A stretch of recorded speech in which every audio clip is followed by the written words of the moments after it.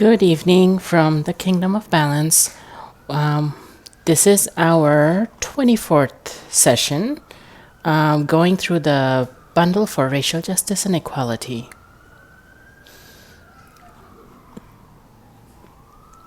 Today we have, as we know it, the testimony of Trixie Glimmer Smith and Bonbon. The first two are visual novels, I believe, and the third one is a childhood horror thing. I don't know, as soon as I start streaming, like, all these police siren shows up everywhere. I don't know why. It's like exactly at this time.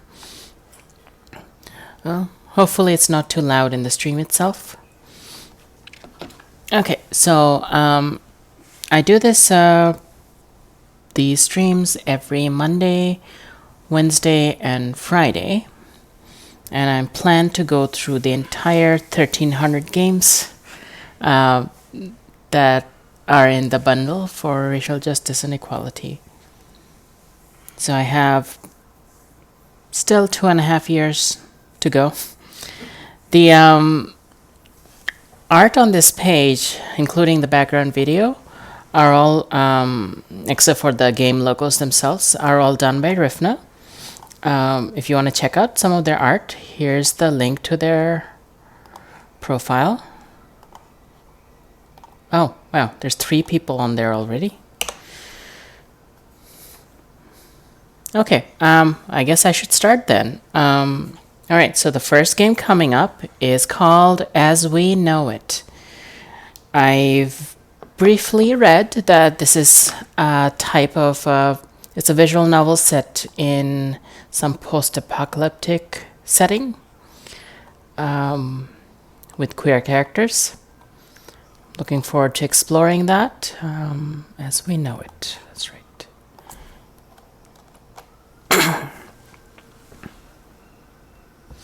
Okay, starting. It's loading up. The visual novels load pretty... it takes a moderate amount of time to load. My computer is also old, so it's a result of that. Wow, there's 4 people watching now? Okay. Usually people show up later. It's, okay, here we go.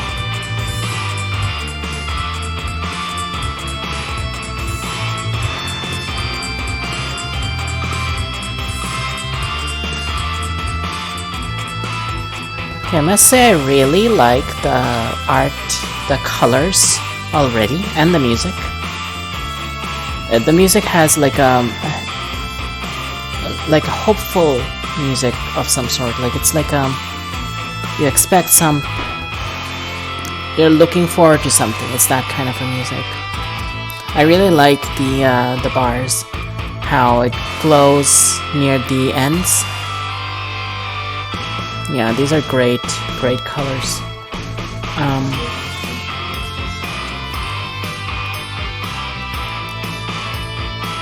Yeah, maybe I'll reduce this a little bit. Not too much, just a little. Yeah. How is it on the stream itself? Okay, it's in the green, so it's fine. That's good enough. Alright, let's start a new game. So, bulletin boards were on the walls with various flyers. Oh, we read this already? Huh. Look at the hair. That's really cool hair. And the hair matches the colors of and the clothes too. This is really well done. Huh, okay. The man I assumed to be the mayor was talking to some security officers on the stage.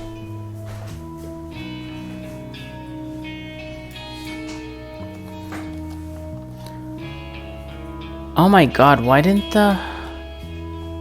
Crap. Someone just told me that the game is not showing. Why is that? It was showing, I thought. Okay, now it's showing. Okay, that was bad.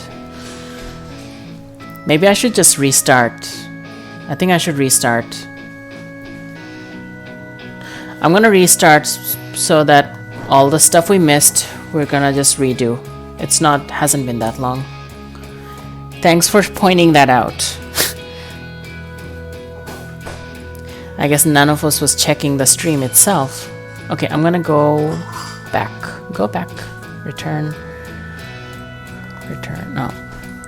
How do you get back to the menu? Main menu. There we go.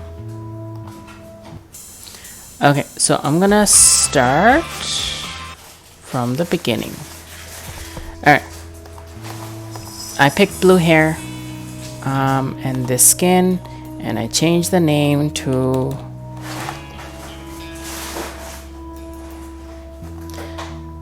that's like okay, good. That was embarrassing, like playing like 20 minutes without the actual game playing. That's awful. I probably chased away some people. Anyway, let's start again. I'm gonna reset my timer so that I actually give it a fair chance. Okay. So it was a tiny place, much smaller than our house had been, but we wouldn't die here if the power went out during a dust storm. See how pretty the graphics is? Asha, can you help me with this? Sure, let me just change out of these rags first.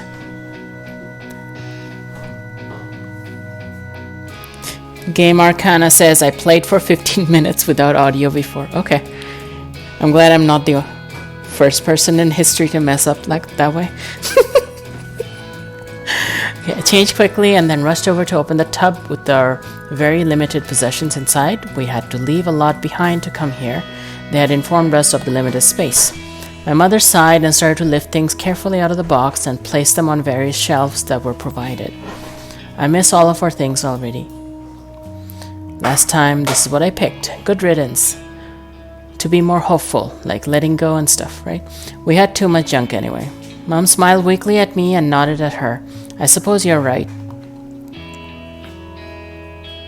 Mom stood up and started organizing everything into an appropriate spot. I went to our new beds and began to lay out the provided linens. The fabric was soft and free of sand. I almost felt bad touching it. Yeah, they lived in like a desert or something.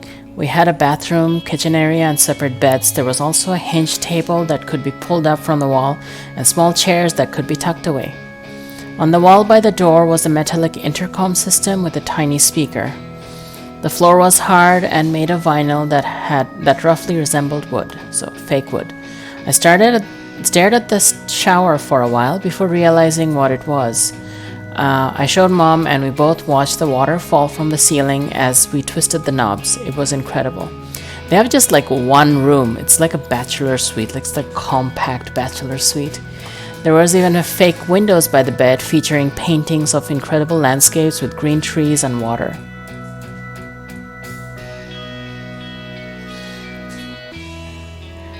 Verasa says, dealing with tech support with my idiot bank finally here. The tech support lady was super nice. Well, I'm glad that worked out. You actually didn't miss anything, because what happened is, for the first 20 minutes, I didn't realize that the game wasn't showing up in the stream. And I kept playing it until Game Arcana here pointed out that the game is not showing. So you didn't miss much. I started at the beginning again.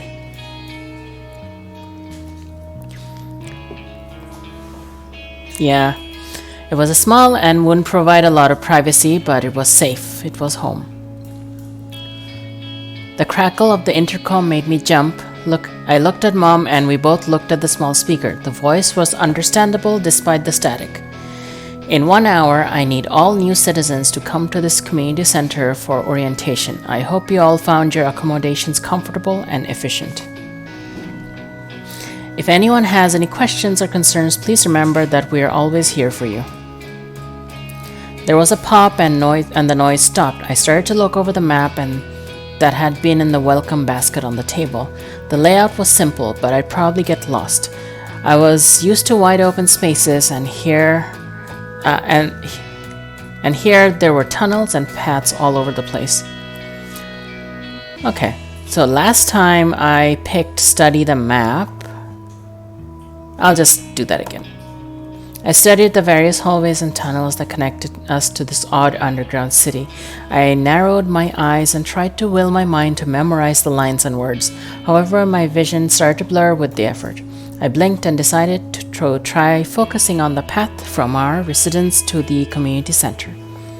Do you think there will be signs pointing to where to go? Probably. There were some that led us here after we got inside. Before I could respond, there was a loud buzz. Apparently, the little intercom also notified us when someone was at the door. Mom glided over to slide back the hatch and pull it open. I began to reach for a weapon, but then I remembered that they had been confiscated. Hey guys, we're just checking in with the newcomers and introducing ourselves. A tall woman with short black hair and an attractive smirk sauntered into the room. She wore the uniform of the security force, a uniform I was starting to get used to seeing around here. She pointed at herself and took a friendly glance around the room. I'm Evelyn Turner, but just call me Eva. I'm assigned to this block, so if you're having any problems, let me know. She winked at me and I could feel the heat of a blush from my cheek. Her outgoing personality filled the tiny room.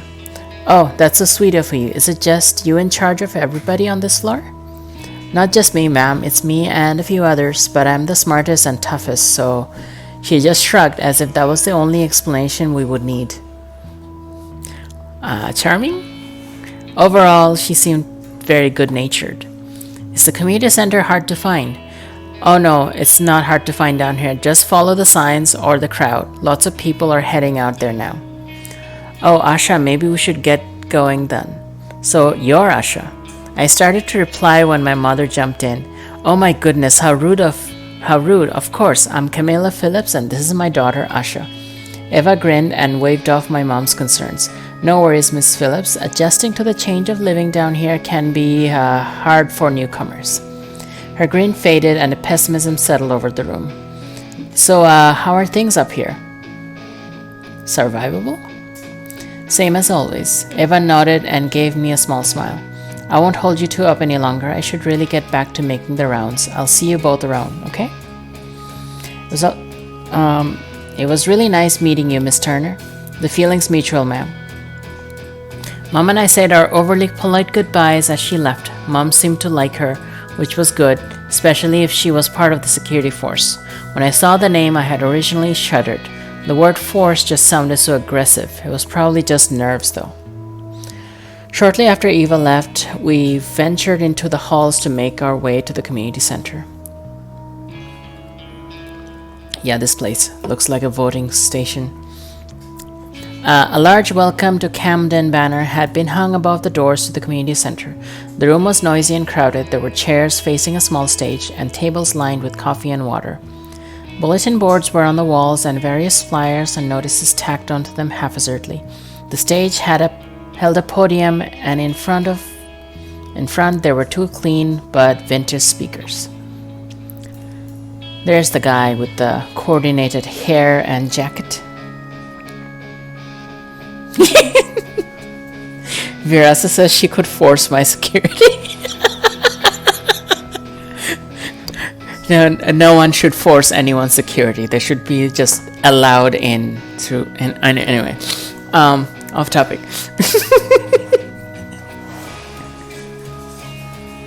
Okay, the man I assumed to be the mayor was talking to some security officers on the stage. He stood tall and easy with a commanding presence. He looked important. I sat down in an empty seat with Mom and looked around. People were reacting to this new situation in a variety of ways. A woman near the back of the room was sobbing, and the man next to me was just staring blankly off into space. Mostly there was an air of relief. We had been accepted, chosen. We were safe now. Rifna says, sounds like you like the hacker type. Yeah. A hush fell over the crowd as the man stood to address us. He was handed a small microphone, and we heard a familiar crackle of speakers. That crackle seems to be like a constant thing here. Probably the mayor. That's the title. of the person.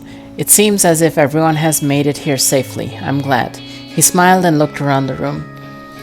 You may know who I am, but allow me to introduce myself anyway. I am Rick Davidson, the mayor of Camden. I know a lot of you are scared, traumatized by your life on the surface, and know that now you are safe. Together, we can build upon this community to create something magnificent, a home. So this is basically an underground vault. He clasped his hands together and then held them up for everyone to see. There was some hesitant applause. First thing you all need to know is that Camden welcomes you. He flung his arms out wide to motion towards the crowd, and there was more applause, stronger now. In Camden, we know that cooperation is the key to a comfortable life. This is why I must ask all of you to prepare for the Camden Career Festival on Saturday. It's a yearly celebration to welcome you and to help all of you find your place within our modest little society. As for choosing your career, there are a wide range of options. Each department will be hosting an open house in the evening starting tomorrow. You're all encouraged to attend as many as you like until you find a good fit. It's like club days at university. We'll need everyone who is capable to contribute, and in turn, I'm confident that we will continue to thrive in Camden together. This is way better than like what they have for other underground survival things. Like Exile is one game that's been remade 3 times, and that one is not like this at all. Not so welcoming. Even in Fallout, like you just go to a place and they just don't offer this to you. So this is way more positive.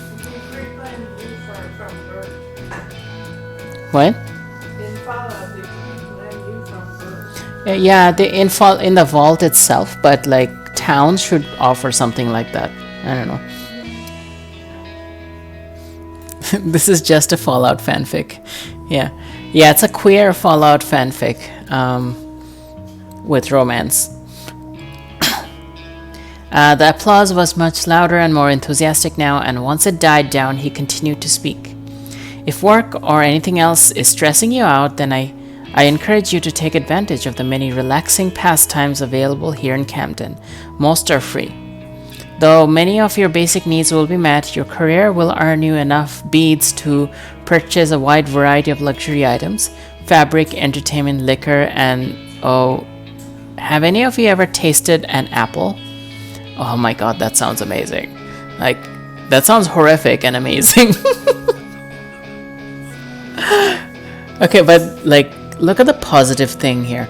They're not forcing you into capitalism. They are actually covering your basic needs through some sort of like, it's not a universal basic income, but still, like, they're covering all your basic needs, so you don't have to worry about that. And then the money you get is for like extra things like apples, apparently. Virasa says we need more queer everywhere. Yeah, I mean, queer is everywhere, it's just not acknowledged. Right? People began to move through the room and hand out small red things. I looked down at it and shared a look with my mother. We had heard of apples. I'd even seen a picture of one once. I bit into the firm flesh and tasted sweet juice. I looked down at the glorious apple in my hand and heard my mother squeal in delight beside me. Incredible. I smiled at her and continued to eat while the mayor waited for everyone to settle back down. He then continued to speak, but I was stuck in daydreams. Apples, nice fabric, it was all so incredible. I glanced over at my mother. She was gazing at the mayor, completely enraptured. She clutched the apple tightly, only one bite missing. Mom? She only looked at me and smiled, nodding her head. Then she returned her attention to him. I glanced around the room and saw a lot of similar looks. If they weren't being directed towards the mayor, then to the red apples in their hands. Suddenly everyone stood up and began to cheer. I joined in, trying to hide my confusion. He must have said something, but I had missed it.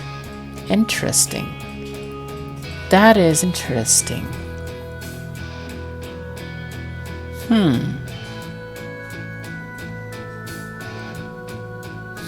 Yeah, mom's hot for mayor, sure, but there's something else going on. I wonder if it's just the apple, or if there was something in the apple.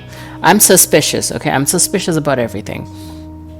Whenever something seems out of place, I get very suspicious. Mom, why are we clapping? Yeah, exactly my question. He's amazing, he really is. I think he's inspired optimism in everyone. It's just wonderful. I guess, what are we going to do for jobs? Mom stopped clapping for a moment.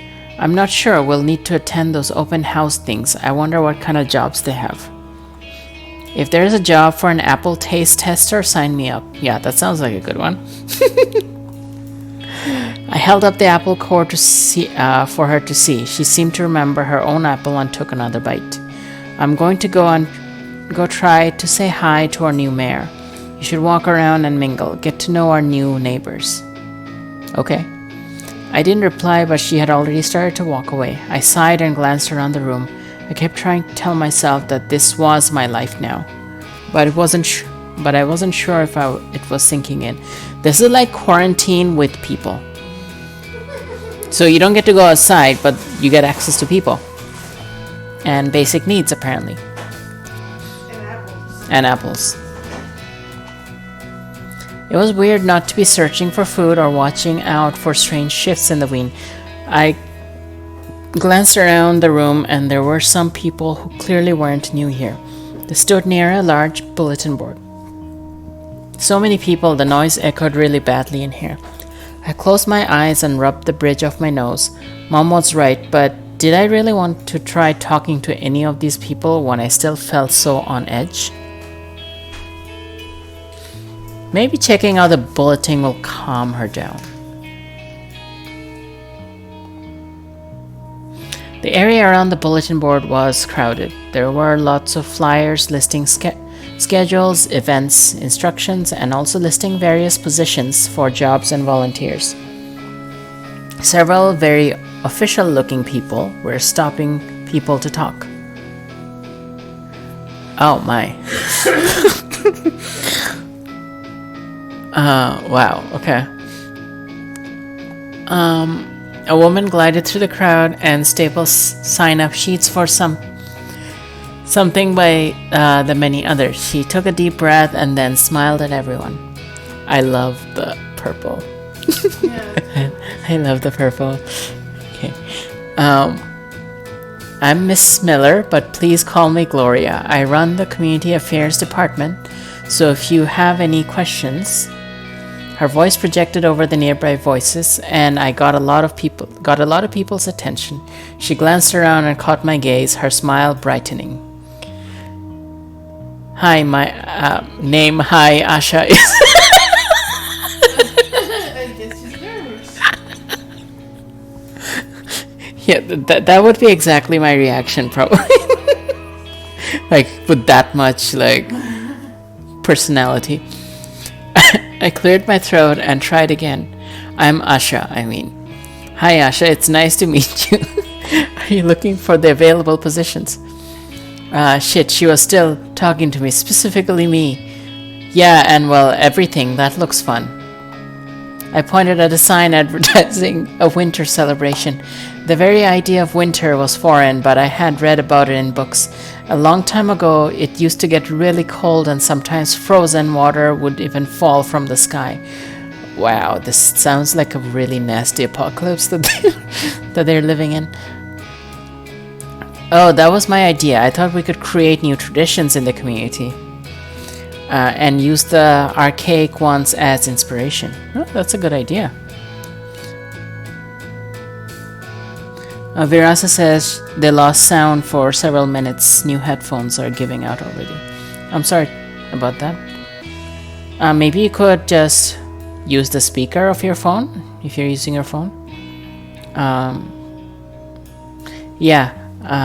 So it sounds like they created holidays and celebrations based on ancient traditions, even though they no longer have winter on the planet.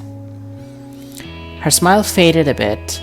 Winter is a weird theme, I admit, but I thought it would be an interesting novelty. It's good to keep people busy.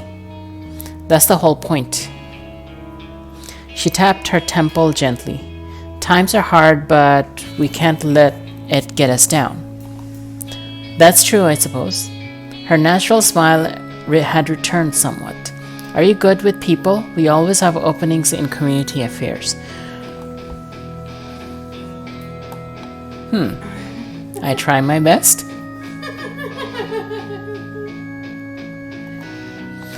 I think so. There weren't a lot of opportunities to be. Really? You don't spend much time with others on the surface? Are you one of those people who are born down here? I suppose I gave myself away, didn't I? Yeah, so you've never been to the surface? Nope. Oh, but I have to run. It was lovely meeting you, though. I'm sure I'll see you around. Yeah, of course. She nodded and ducked back into the crowd, vanishing amongst the swell of bodies. I looked back up at the board and made mental notes about the various flyers. I had never remembered all of it, but I suppose I could come back later. I caught sight of Mom chatting happily with the mayor. I had no idea she had managed to get through the throng of people that surrounded him. Yet, there she was. Everyone was starting to leave, so I decided to head home. Mom would know where to find me. The tunnels were getting noisy. More and more people began to appear as they went about their daily lives. I picked up pace. There were so many people, it just made my skin crawl a little bit. A lot of people were looking at me with open curiosity. Something about me must be screaming surface. Maybe sand was falling out of my hair or something.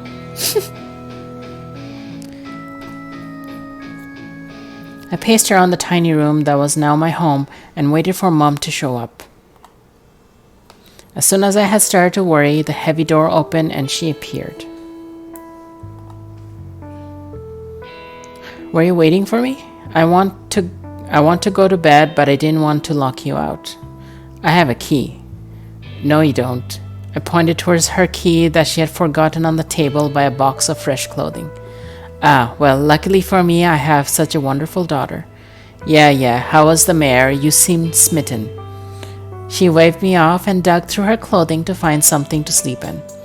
He's a nice guy, that's all. Are you curious about him? His family made this whole place, funded it and everything. He asks for nothing in return, just wants everyone to live a better life. Like I said, smitten. The mom probably has not seen a public official before, like a mayor or a politician. So she doesn't probably have that. She probably believes everything the mayor says. Mom laughed and retreated to the bathroom to prepare for bed. I was already good to go, so I curled up in what was now my new bed and tried to be grateful for the nice blankets. The small space was unnerving, but I slept facing out to make it easier on myself. I'd get used to it. I could hear her humming, and it made me smile. I knew I could count on Mom to get a crush on a guy on our first day here. Her romantic escapades had gotten us into a bit of trouble before. But hopefully it wasn't something we would need to deal with here. Virasa says he's suspiciously nice. Yeah. Well, most mayors are like that on the surface, right? Lights inside our quarters blinked off, and I tried to get comfortable. Mom switched on her white noisemaker, and I closed my eyes. I had been shocked that she had grabbed such a thing, but now it was drowning out all the weird sounds that were echoing through the place. Luckily, this place had electricity, and the mayor seemed generous with it. Tomorrow I would need to find something to do until I could go to a career open house. It felt strange to not be sealing the cracks and watching out for a storm, but the door was sturdy and there were no windows. I was so exhausted I couldn't have stayed awake all night, even if I wanted to. Oh, ooh, oh,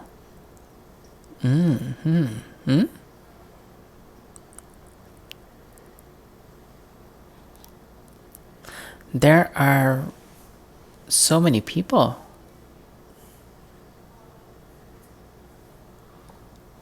Okay, so what do these mean?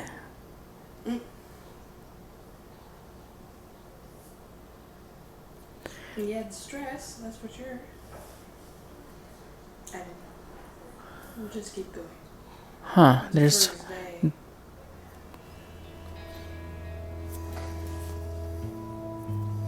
When the intercom finished its annoying good morning message, I rolled over in bed and saw that Mom was already up and dressed.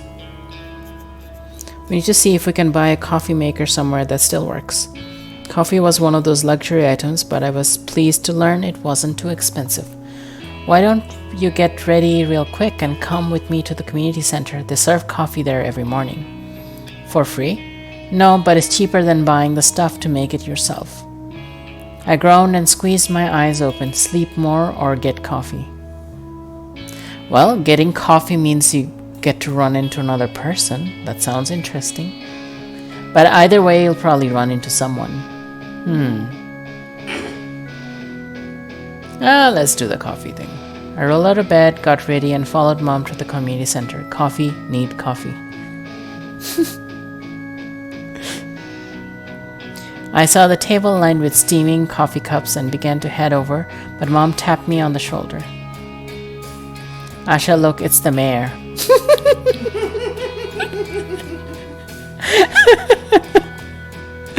Her voice was almost girlish with excitement. Yeah, but where's the coffee? I didn't care about the mayor unless he had a cup of coffee for me. Go ahead and get a cup of coffee. I'm going to go say hello. I blinked slowly and watched Mom saunter off towards the group of people that apparently included the mayor. I should grab her a cup of coffee even if she probably didn't need it. She was always a morning person. I headed over to grab a cup of coffee. There was a guy standing near the table. He was glaring into his coffee. Is it that bad? Scowling guy. Yeah, no, not really. It's just not what I want right now. He blinked and looked up at me and then spoke again hesitantly. I'm Jude. Here. He reached down and handed me a cup of coffee. Thanks, I'm Asha. I really only came for coffee. I didn't realize there was going to be so many people here this morning.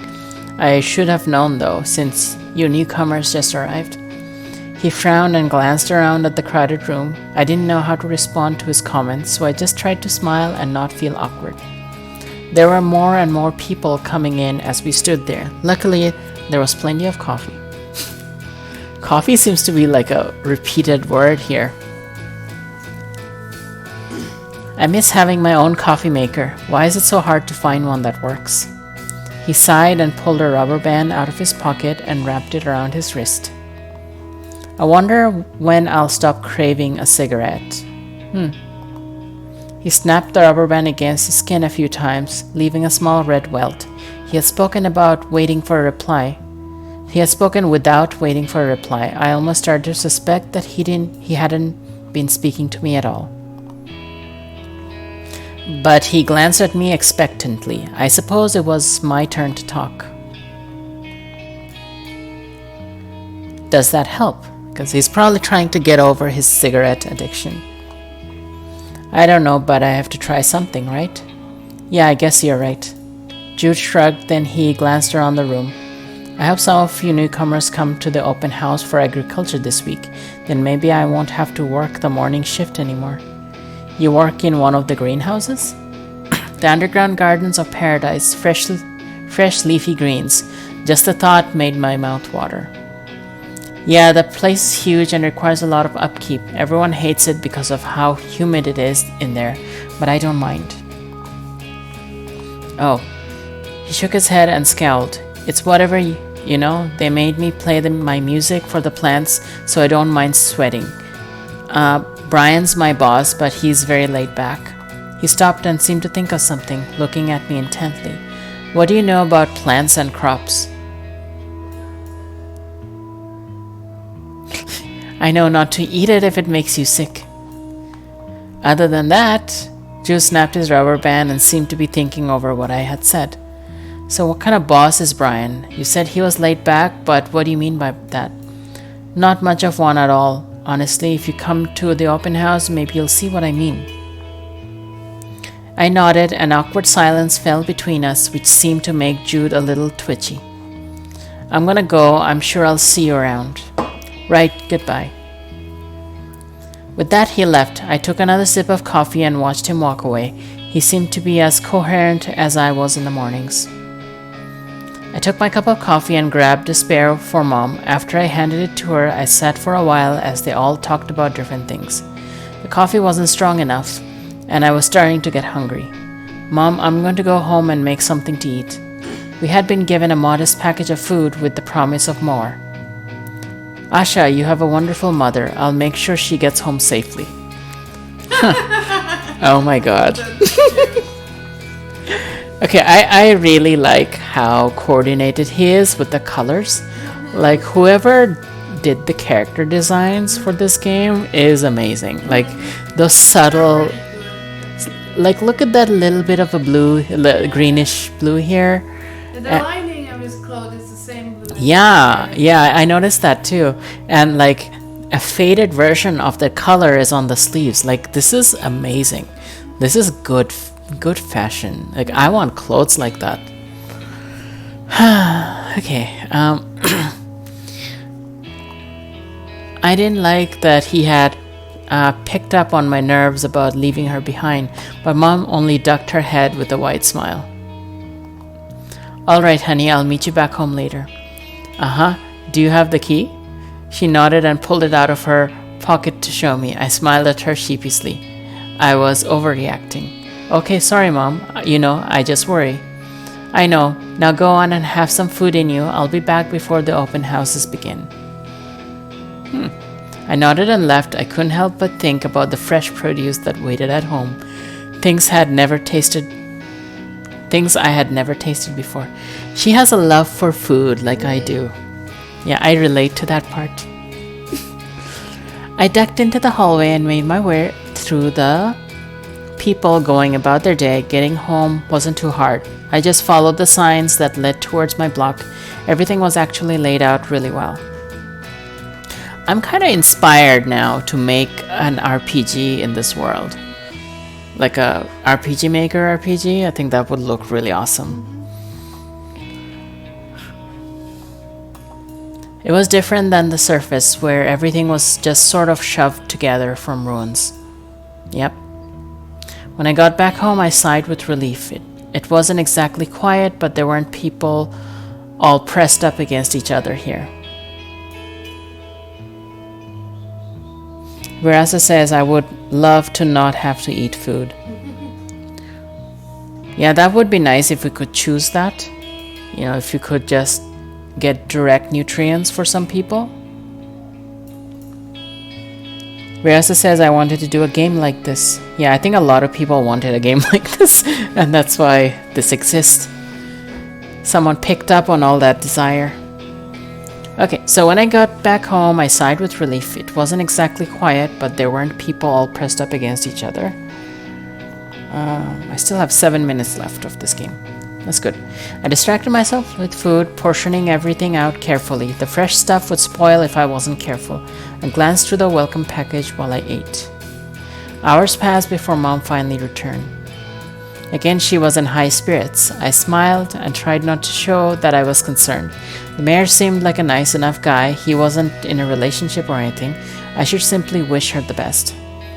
It was probably only one-sided anyway. He was the freaking mayor after all. Oh, Asha, Rick is so wonderful, isn't he? He insisted he escort me all the way here. Oh, really? Is it dangerous for us to be alone in the halls? I don't think it was like that. I think he just wanted to talk to me more. She shimmied her shoulders with pride and began to swan around the room towards the food. That's nice. So, have you thought about the career open houses yet? Which one are you going to? Mom paused and I saw her deflate a bit. I'm not all that good at anything. We always did what we needed to in order to survive. It seems strange to have a job. Yeah, but this is like a proper society, right? Yeah, it's wonderful, isn't it? I smiled and nodded despite the anxiety. I didn't see a reason to worry. The lights hadn't flickered too much, I hadn't heard the roar of a sandstorm, and no one had tried to rob or kill us in our sleep. Okay, how do you live through such a hardcore life and not pick up skills? That seems a little odd. But you don't necessarily have a specialized. No, you might not have a specialization, but there could be things you feel you're good at that you can like do more of and learn to do more, I guess. But then again, the survival skills may not be really suitable down here, so there's that too. Okay, things were different now, better. I just needed to adjust. Virasa says they just got RPG Maker. Yeah, I used to. I had the old version back in like 20 years ago, and when I was a teenager, I tried to make an RPG in RPG Maker. I spent months on it, then my hard drive crashed and I lost everything. But I remember that was a fun system to play with. So, where are you headed tonight? Any of the jobs interest you? I shrugged. Just going to check out the open houses and figure it out from there. She nodded and I apprehensively left to attend the first open house. Let's see now. I walked in a large open room with several tables all lined up. A uniform had been set up and there were lots of little packets with information. A large man stood by a bulletin board and was talking to everyone who came in. I had barely taken 2 steps inside when Eva bounded up next to me. Asha, you came. I'm not sure what I had imagined, but this wasn't it. It looked so boring. Eva frowned briefly, but shook it off. I think a lot of your surface landers are used to a very different kind of authority. This is set up for the people, to protect them, not to control them. She placed a friendly hand on my shoulder. Come on, I'll show you around. No one will give you a better tour than me. Sure, why not? Since she worked here, she'd have all kinds of valuable insight. Show me all the secrets, okay? She grinned at me. You got it. I followed Eva as she pointed things out. She seemed to have a story for everything. That's my locker, that's the cameras, but they're unreliable as hell.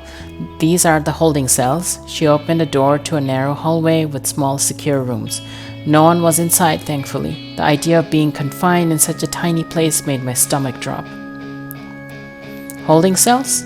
Yeah, if someone acts up too much. She glanced at me and her smile faded a bit. Hey, not people like you. Eva placed a hand on my arm. You don't look like a criminal to me.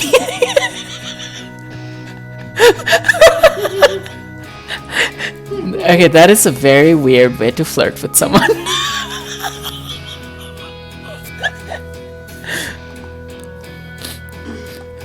Shows what you know.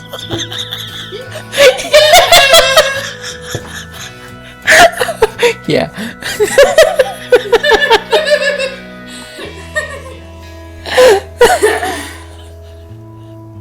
Okay, these cells are hardly ever used. Most things are resolved quickly. That's all I meant. I know what it's like on the surface, but it's different down here, really. Now, want to see something really cool? Sure. Let's see this cool thing. Eva led me to the back room and opened the door into darkness. There was a snap and it lit up to reveal several weapons. Oh shit. Right? We only ever use them when we're dealing with invaders. Doesn't happen often. You know how to shoot these? I picked up a large gun. It was heavy and cold. I had seen plenty of guns, just never held them. They were hoarded by Sandmen, and if they learned that you had one, handed it back to her and she held it out, striking a pose. I've begged Vince to let me take this home, but he won't let me. Probably not safe. Having that kind of firepower can't be safe. Yeah, that's what he says too. Okay, come on. Eva then led me back to the main room and outlined what would be my various duties if I joined the security force. Protecting people, fighting off anyone who attacked Camden, doing rounds to watch out for stuff, lots of paperwork. Apparently she hated paperwork, but seemed to enjoy all the other aspects of it.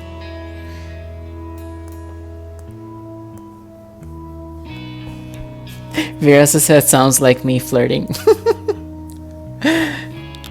We went back to the boss, as Eva called him. He didn't seem bothered by my earlier absence and told me to call him Vince. He seemed content with that interaction and left me with Eva. I wasn't sure if this was the job for me. It sounded dangerous but exciting. I moved into Camden hoping for security. Maybe the best way to make sure I was safe was to take matters into my own hands. As everything wrapped up, I grabbed an informational packet and then I headed back home. Mom was already in bed, so I crawled into my own and went to sleep easier than I ever had. Oh, so each day it's a different one. Oh wow, there's a heart here for Eva. I'm wondering what the standing is. What is the standing? I think it's your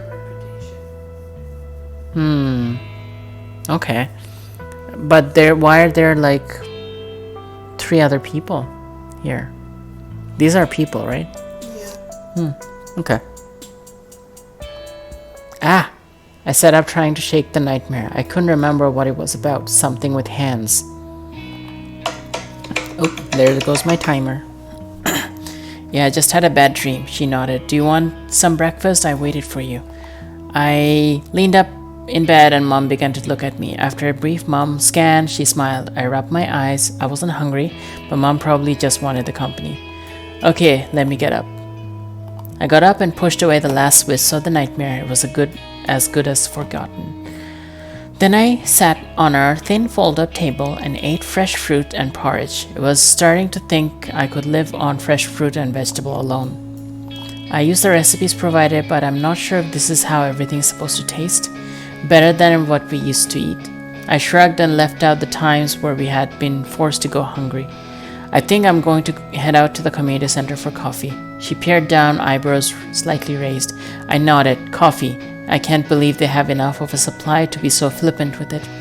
Coffee every morning is really nice. It's wonderful, maybe. Maybe the mayor. I cleared my throat and stood up, then dusted myself off and made a show of heading towards the door. Coffee first. She laughed and nodded, stood and placed the dirty dishes in the sink. The sink had running water. It was incredible. Mom opened the door and we stepped out in the hallway. I made sure to grab the keys. We turned a corner and almost ran into the mayor himself. Oh, excuse me. Well, fancy bumping into you here. What brings you out to this block? He cleared his throat and straightened his shirt. Oh, I like to walk around. I used to jog, but this seems more manageable. Camilla, how are you liking your new accommodations? He came around to see her. And they're on first name basis. They're on first name basis already on the second day. Everything is absolutely wonderful. I'm so glad we managed to get a spot in Camden. He smiled and I swear him blush briefly. I can't imagine how you were living before you came here. Someone walking in the hallway shouted a greeting at the mayor and he waved in reply. Look at her face. It's rough up there. I miss the extra space, but our home here is much more luxurious. I don't miss the random power outages either. She visibly shuddered. We use geothermal power here. It's a lot more reliable. Everything is maintained regularly. I make sure of it. He nodded and crossed his arms. He had a look about him that said that yes, he did make sure of it. I wouldn't want to be in maintenance if there was a malfunction. I'm very grateful. I don't understand the bit about thermal genes, but yes, it sounds lovely. Even happier that I don't have to worry about it. That's the truth. I'm just happy the lights stay on. We even have cold water. He smiled and nodded. Oh my god, cold water is the rarity. That's messed up. These little details are awesome. Yeah, awkwardly watching your mom flirt, yeah. I know the rooms are small. They're just lovely, so clean and efficient. Running water, oh, that alone is enough to make me happy. Mom beamed at him and I saw him relax somewhat. I cleared my throat to ruin the energy building in there. Mom, I'm dying here. Coffee? Right, we're on our way to the community center. Don't let me keep you then. I'll see you around, Camilla and Asha. We separated and I eyed Mom suspiciously. The mayor seemed okay, but he was the mayor. What was she thinking? He seems like such a gentleman, you know. Uh-huh. He's also the mayor, the guy in charge of everything, and who owns this whole place. So what does that mean? He can't be a gentleman? Why are you looking at me like that?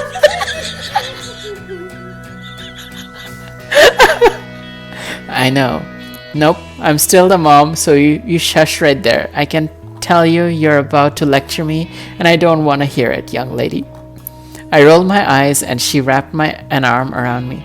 Don't fret over it. I'm not that old yet, or helpless. I can take care of myself. I know. I just can't help worrying on anyway. Okay, save that and change in. Yeah, I should save it. The quick save thing. I'm gonna do a proper save. There we go. And also a quick save. I wanted to play more. I want to meet all the characters and stuff. This sounds. I just want to see the mom. No, I have an intention. See, as soon as I see character portraits, I know which one I want to get to know more, way ahead of time. So, Let's get to the second. I want to play more. Okay. Okay, I guess we'll stop here. I might come back and play more of this later and stream it later at another time if outside of my regular schedule, but for now I'm gonna stop here.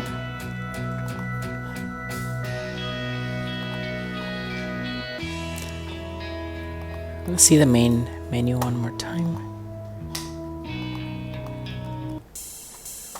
Pretty cool. I love the colors and stuff. This is so beautiful.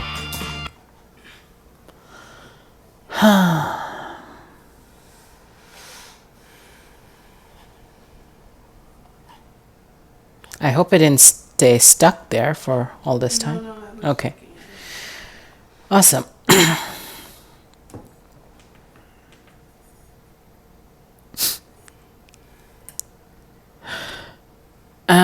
Yeah. Okay, so that was As We Know It, and it's super awesome. I really got sucked into it. I love the setting. I love the little bits of world building information. I love that they didn't show any of the weapons. That was an interesting twist. I love the different looks of the characters. I love the color and graphics in general. That was really good. I want to play way more of this later. Yeah. I'm gonna check out some of their other games too. So this was As We Know It by Jamie Scribbles. Jamie Scribbles. As We Know It. I know they've made at least 3 other games. Virasa says I might do my Sun Sailors like this. Yeah, cool. It's cool when we get inspirational ideas from games. It's awesome. Yeah, so I need to take a break. I need to calm down a bit. It's really warm here today. Yeah, so I'll take about a 6-minute break, and then I'll come back with our second visual novel, which is called The Testimony of Trixie Glimmer Smith. See you all in a bit.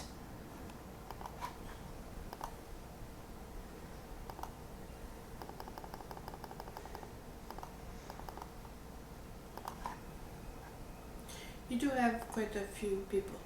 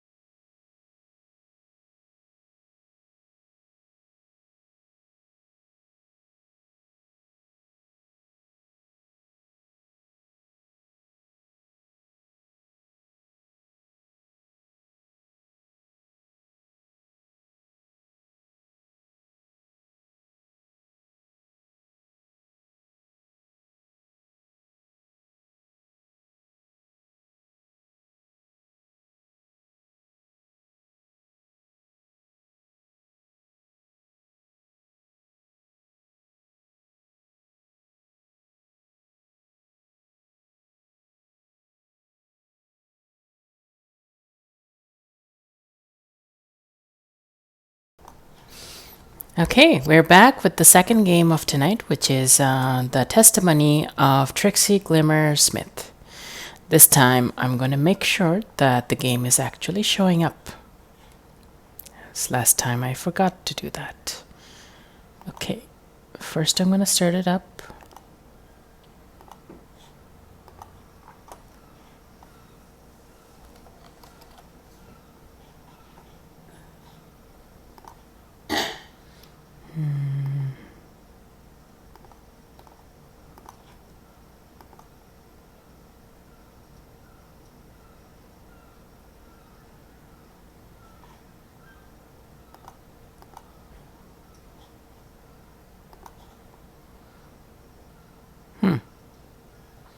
It's taking a long time. Oh, there it is.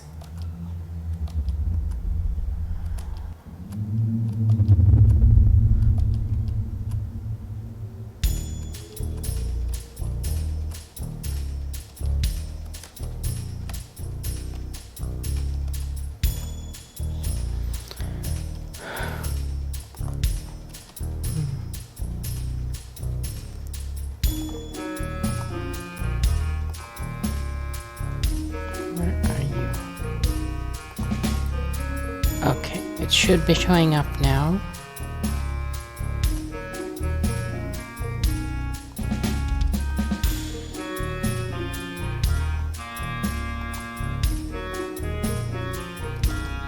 Yeah, there it is. Awesome.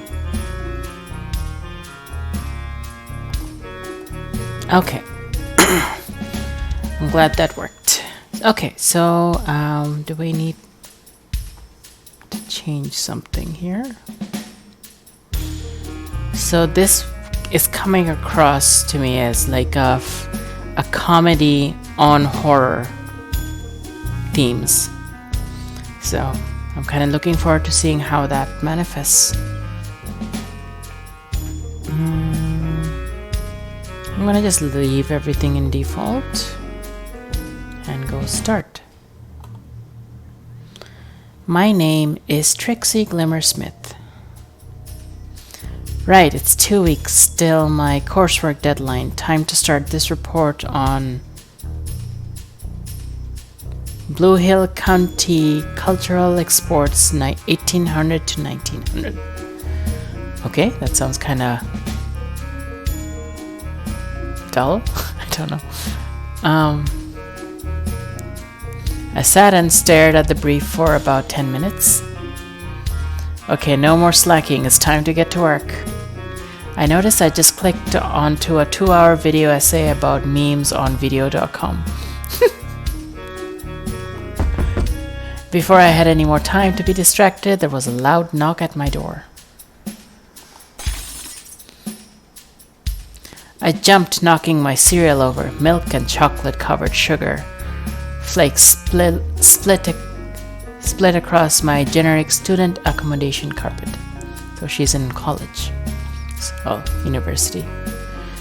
Look at that stuffy here. That's massive. It looks like a monster.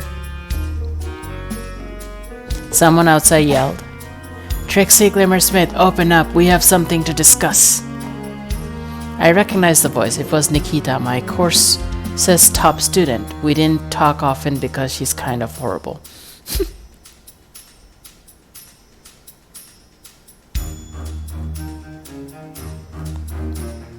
What? Virasa says, I broke my rice cooker today and then burned my quinoa, and I can't sit cause my spine is boned. Today is not my day. Glad I have this. I'm glad this is offering some sort of comfort. I'm sorry that you're in so much pain.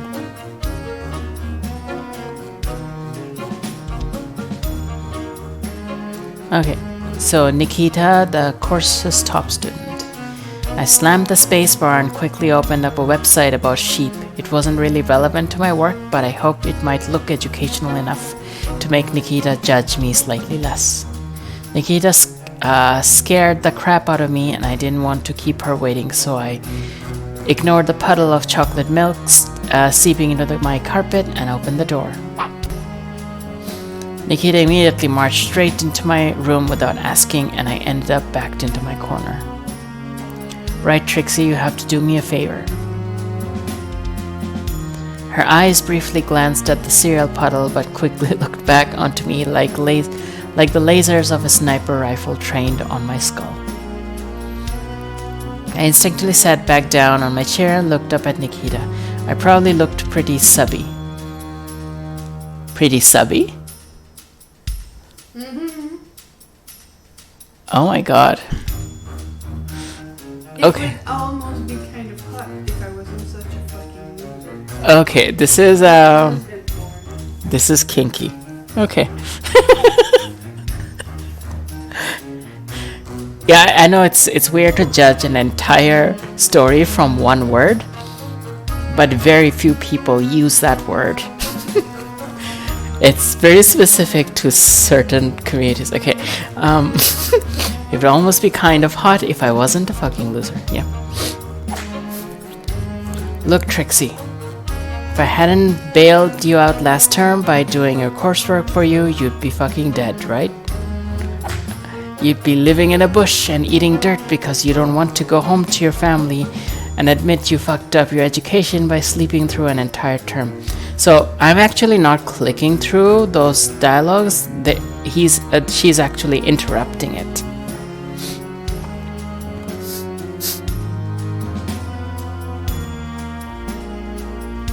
very tough. Yeah. I mean, that's a little harsh. I'd also been playing video games, writing raunchy fanfiction, and growing breasts.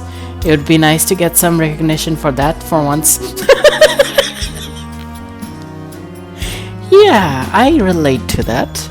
I like recognition for that. Like, I worked hard I ate the right things. You know, it's like growing in the right proportions. That's a lot of work. I know it was. But listen, my point is, you owe me big time for literally saving your life. You didn't literally save my life, what the fuck? Whatever. Look, I just want you to find me a play script, it's easy. Oh, is that all? I mean, sure, I can do that. I guess you did help me a lot, right? Sorry, it's just you were being really aggressive, so I assumed you were going to make me kill someone or something. Tabby, maybe. You hate her. Miss Knight is a try-hard bitch wasting everyone's time by running against me for student president, but I don't need her dead. I need to keep her around to make me look good. That's a person with a plan. Tabby keeps psyker crystals in her brow to prevent lunar interference, which I'm pretty sure isn't even a word. That's a pretty low standard to make you look good. I felt pretty bad saying that. Tabby was really nice, even if she was a little quirky and didn't really notice me. That said, interference definitely isn't not a word. I'm not very likable, so I need all the help I can get. Okay. Anyway, shut up. Our laptop is playing a video called Sheep Falling Over. Your laptop is playing a video called Sheep Falling Over Compilation 6. While your coursework paper is titled, and I quote, "Start soon." Okay, sorry. That is hilarious. So are you going to help me, or am I just going to have to never bail you out of one of your fuck-ups again? I glanced at my laptop. EpicSheepFails.com wasn't as educational as I thought. Fine. What do you want exactly? More specific than just a play script. Last night I was walking back from the library when I noticed some paper fluttering about. I don't usually make a point of picking up stuff off the floor, but something drew me to it. I picked it up and realized it contained writing. I read it right there in the courtyard. When I finished reading, I stood in silence for some time. I read an excerpt from The King in Yellow. I don't know how it got there, but I'm certain if that page was there, then the rest must be nearby. A surviving copy of the infamous cursed play. Do you realize how important that is? I heard rumors of the King in Yellow and of the ghastly writings within. I very much doubted Nikita had found a page lying around at university.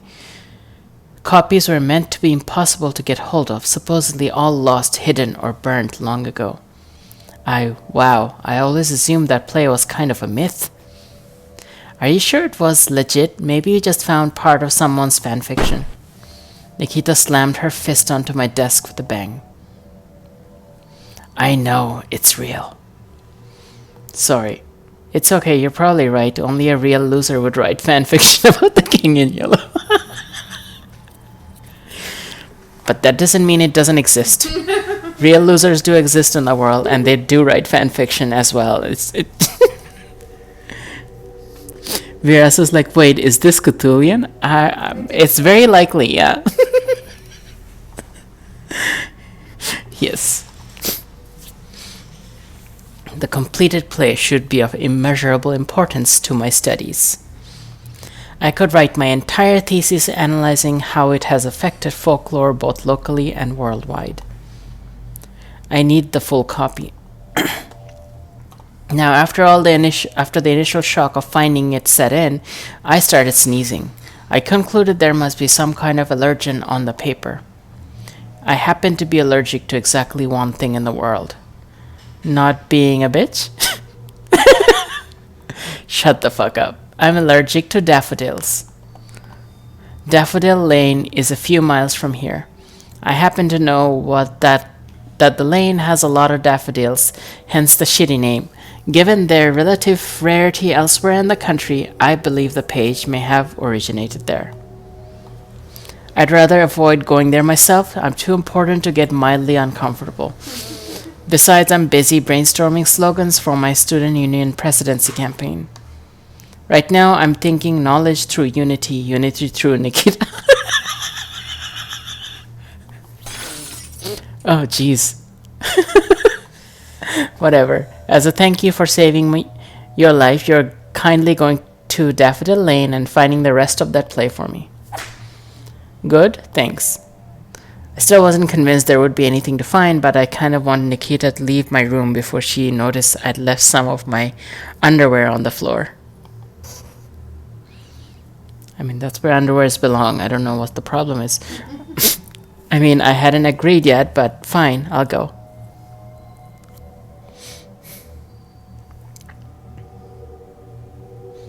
Vera says like, oh my god, this is fan fiction about the King in Yellow. I actually don't know what King in Yellow is. It's a Cthulhian. But I'm probably gonna go find out later. Okay. Just stop being so rude to me. It's not a good work relationship. Fantastic. Thank you for being so accommodating, Trixie. I'll let you get on with it. I have some books to read. Nikita brushed out some dust off her shirt and left without a goodbye. According to my laptop, it was still pretty early. I guess I should get going. I may as well get this over with so Nikita stops bothering me. I found some snacks. I knew I would need them on my errand, whatever this crap was. A 20 pack of cheese ropes. I fucking love artificial flavorings. I found my phone under an old shirt. Not that it came in much use.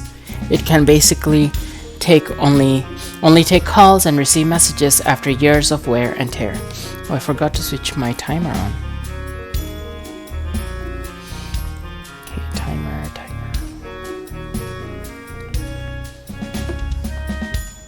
My phone's light flickers unless you constantly shake it like a maraca. So I brought along a torch as well.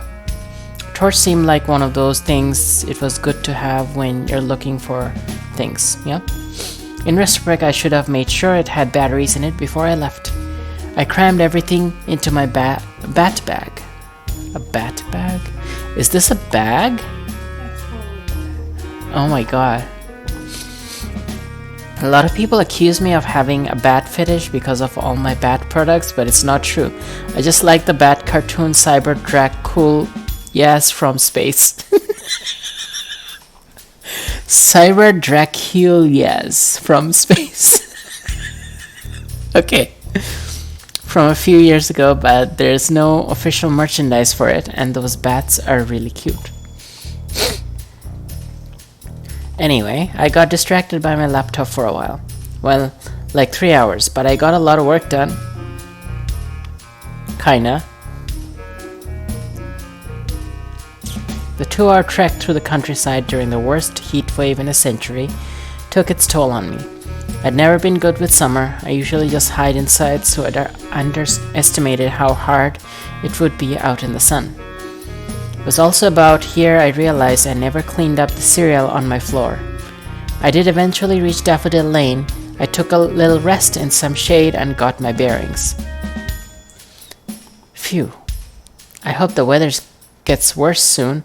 I could use some rain to cool me off. I took a look down at the lane from the vantage point. 4 quaint little cottages dotted the dirt road, and at the far end was the tree line of Blue Hill Woods. I'd been in the woods once before as part of my course. They were old and filled with interesting landmarks. I considered taking a walk in them once I sorted out the play stuff. It was probably cooler under the trees. Parsnip. Hi! A small, rather eccentric-looking rabbit had appeared behind me while I was distracted. Before I could say anything, he held out a weird yellow string. Since we're such great friends, I made you a friendship string. The friendship string was about 6 inches of tattered yarn, seemingly dripped in yellow acrylic paint and sprinkled with what appeared to be sugar. It was faintly disturbing on a level I can't communicate, even after everything else that's transpired in the following days. I added sugar so you can taste it if you get hungry. I hope you like it, best friend. He seemed proud of himself. I kept it. Confused, I took the string out of the rabbit's paw and held it up for a closer look. It looked like just as bad up close. I tucked the string away into my bag. Thanks. Hi, I'm Persip, and that's my cottage. He jabbed a paw at the nearest cottage, the one with the well-kept daffodil patch in front of it. Huh. That's a coincidence. A small sign with my cottage my cottage written on it stood on the path next to it, clearly marking the cottage as someone's cottage. This rating is hilarious. Oh, hi Parsnip, my name's Trixie. I'm looking for a book that might be around here. Have you heard of The King in Yellow? Wow, I love yellow. Oh wow, it's my favorite color. Yeah, the friendship thing is also yellow. Oh, okay. Well, it's good that you like yellow. The book, though, do you know it?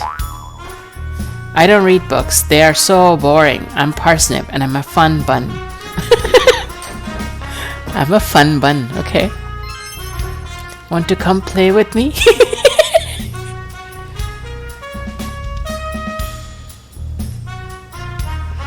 I tried to distract him. That should be easy. This was getting too weird. I wanted out. Wow, look at that. I pointed into the distance. Parsnip just stared at me. I'd much rather look at you, new friend.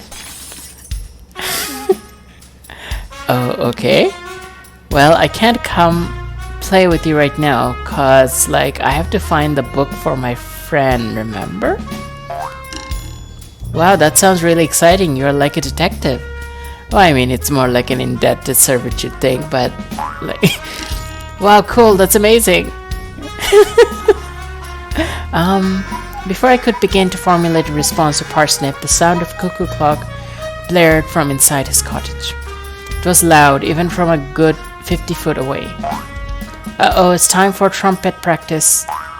I'll talk to you later, new friend. He merrily skipped off to his cottage. I bet it's because the trumpet is yellow that he likes it. Okay, bye. I crossed Parsnip off my list of potential owners of a forbidden play. He didn't seem like someone who would own anything that required reading. I started to walk down the lane past the out-of-tune trumpeting blasting from Parsnip's cottage. I'm not convinced he even had the trumpet the right way around. I figured I'd try the next cottage. It didn't look as well kept as Parsnip's, but I could see some art easels set up in the garden which piqued my interest. An arty person might have a copy of an evil play just to make a statement. Hey, cool, an artist. I can relate to them. I drew a picture once. I approached the cottage and caught sight of a rabbit lounging in a deck chair, smoking and drinking wine. Classy. She was tall, stylish, and pretty. I was pretty hyped to meet what I assumed must be a famous artist. Either she didn't see me or chose to ignore me. I noticed her cigarette wasn't even lit. Hey, hi. I waved nervously. I wasn't used to talking to professional artists who were probably rich. She tilted her sunglasses down slightly to look at me before pushing them back up. Hello? I trailed off. My head felt light from the heat. I swayed side to side, starting to regret not bringing a drink. Sorry, I don't have any water with me, so I'm a little out of it. Anyway, I just walked down from university. Wait, you walked all the way from the university? Without any water? In this heat? I remember letting out a quiet yes and collapsing, but not much else until I woke up a few minutes later. The rabbit's face was looking down at me from her deck chair. She looked mildly concerned, but apparently not enough to move me from being face down in the dirt. You fainted. Are you okay? I think so. Could I maybe have some water? I brought some out for you already. She motioned towards a glass of wine on the ground beside me. That's wine. The rabbit went wide-eyed under her glasses. Oh, so it is. How did that get there? She picked up the wine and shuffled shamefully into her cottage, returning a few moments later with some tap water. Thanks. I drowned the water and felt a little better. It was pretty stupid of me to not bring any with me. I realized I hadn't introduced myself, and I thought I better do it before it became too awkward. Hi. Hello. I didn't do a great job of it. I'm Trixie LeRose. There was a frosty silence. So I'm sorry to bother you. It's just I'm doing someone a favor. They think there's a copy of some old playbook around here, The King in Yellow. I can't say I've heard of it. Are you sure your friend didn't say Daffodil Library? You know, the one in town? I briefly worried she had. No, I'm pretty certain she said Daffodil Lane. I don't know where it could be though. Riasa says reminds me of a wedding I was at where they ran out of water, so we had to have wine to hydrate. It was one hell of a night. That does sound like it. Yeah, the backpack looks pretty cool. I asked Parsnip next door. Lero seemed to grimace at the mention of Parsnip. You spoke to Parsnip? Are you sure? You look like you still have the will to live. I didn't, but that was unrelated. Yeah, a bit. Is he that bad? He's a bit excitable for sure, but Leroy's blood pressure looked like it was rising rapidly. I got back on topic. I decided it was best to change the subject. Anyway, sorry, the book. You haven't seen it? She shook her head. I don't get out much though. If it's around here, I probably wouldn't see it. I didn't even realize my neighbors were missing until the police came knocking. Oh jeez, the squirrels, yeah. Didn't it turn out that they just went on a cruise to the Pacific Islands because they're rich and got bored? It was on the news for ages. No. I accidentally started the rumor that they just ran off to go on a cruise during the school term. Probably true, they were rich. Rich people do that stuff, right? I don't think she was expecting an answer. Look, I was brainstorming, okay? It's not my fault the police just took that as a fact and ended the investigation immediately. That's messed up. I'm sure they're all fine. The police just dumped all the evidence they collected outside and left. What does ACAM mean? All cops are murderers? I don't know. Is that what that means? All cops are monsters? ACM, all cops are messy. Okay. Okay, we all have a very morbid sense of police. Point is, you could go poke around in the boxes if you want. They won't care. Maybe they'll find your book. Huh, yeah, maybe.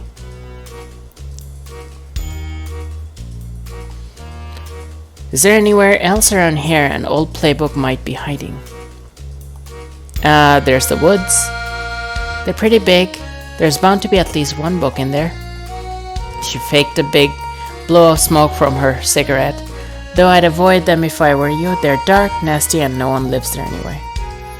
Well, I mean, there's a beehive, but there's a bunch of authoritarian jackasses, so they don't count.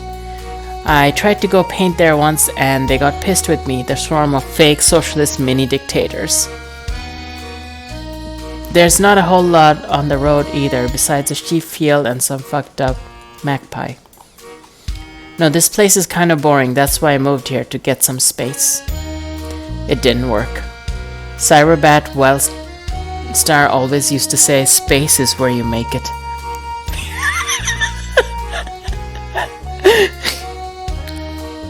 Right.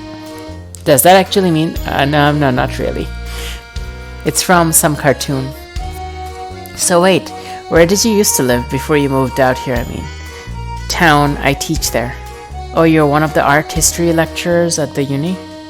Do you teach the Blue Hill Art History class in second year of Regional History and Culture Studies? I do that course. I'm sure I might have seen you around.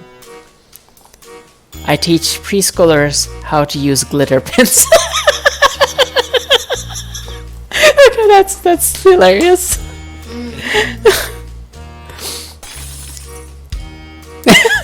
Oops, anger seemed to burn under her surface. I was worried her wine bottle would shatter in her vice-like grip. They don't appreciate my art.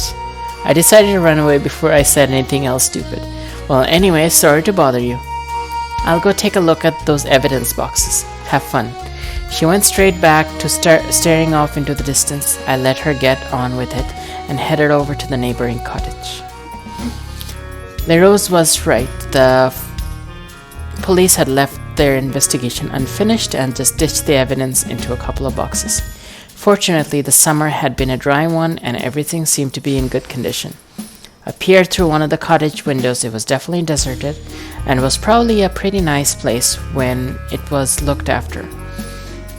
I could see the occasional bit of half-eaten food laying around on the floor, making a mess of the otherwise cozy middle-class countryside retreat.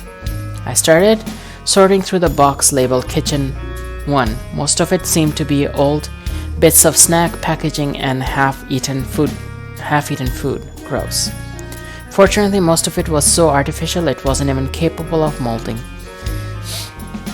Interestingly, a DVD copy of Jenny Jason's archery training Time for the Game Machine 100 also had a large bite taken out of it, and the toaster seemed to have lick marks on the grill. An entire box of sugar acorns seemed to have been emptied into the box, coating everything with a thin layer of nutritionless dust. Someone had been very hungry. The next box, Kitchen 2, only had a couple of gas canisters inside. I guess they were for the cottages above. Cottage stove.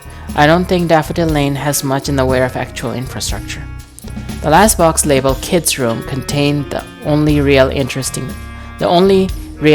stuff. My eyes went straight toward a small games console and a section of video games. I spotted one of my favorites, Gun Attack 2. Oh hey, this kid is one of those little fuckers who always screamed abuse at me when I tried to play that online. Actually, I probably shouldn't refer to a possibly missing kid as a little fucker. That feels a little wrong. There were more sweet wrappers though the kid had clearly diversified their diet by eating crisps on the special occasions. The kid doesn't seem the type to collect old play scripts. I doubt it would be in there. In fact, I don't think there's a single word in this box that isn't a brand name. As I said this, I realized I was wrong. There were some very obvious words in the box, and I don't know how I missed them before. On a small paper booklet, scrawled and faded felt tip writing read, "There is a monster near the woods." Underneath was a crude scribble vaguely resembling a crouching figure with a woolly thick body and 4 eyes. Some kind of imaginary monster, or maybe a wool suitor, I thought. Oh shit, that's ominous. The handwriting was childlike and shaky. It couldn't have been more than a month old. It was probably written as part of some silly game, I thought, but that didn't stop it from filling with dread. What was the monster? I realized the message was written on the front of a small scrap paper booklet. It looked like it had been written and illustrated by the kid. Squirrel Warrior Princess Adventure. Squirrel Warrior Princess was on an adventure to save the Squirrel Princess Dragon. Okay. She went through the hills and there was a monster shaped like a woolly person. Squirrel Warrior Princess shot him with the bow and arrows and won. That is what you get if you are my enemy, said Squirrel Warrior Princess, said Squirrel. She drove her big car, fast and reached Castle Grimskull. I'm here to save you, Squirrel Princess Dragon, said Squirrel Warrior Princess. She went through the castle and used her gun to shoot bad enemies and went up the castle.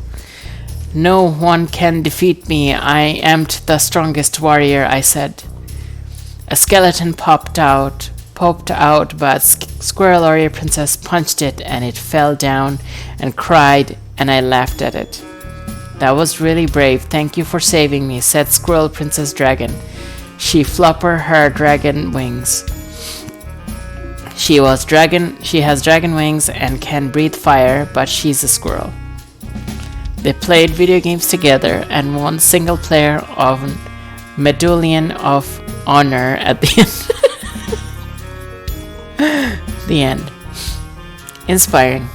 I decided it was best to leave before I left much more incriminating DNA on everything. I felt pretty sure I wasn't going to find the play in amongst the junk. And I wasn't breaking into what was technically still a crime scene on Nikita's behalf, so I headed down the lane to the last cottage. I was pretty sure she would find the book in there. It felt like that seemed to be the right place. I strolled past the sheep field, and silly creatures were absent-mindedly chewing on grass, as sheep are apt to do. It looked like a refreshingly simple life. The field was overshadowed by a large tree. There seemed to be a few shiny pieces of jewelry trapped high up in its branches. Maybe it was one of Leroux's art pieces? A ragged nest was perched high up near the top. It looked deserted. This was probably where that fucked up bird Leroux had mentioned lived. Virasa says that might have been the book.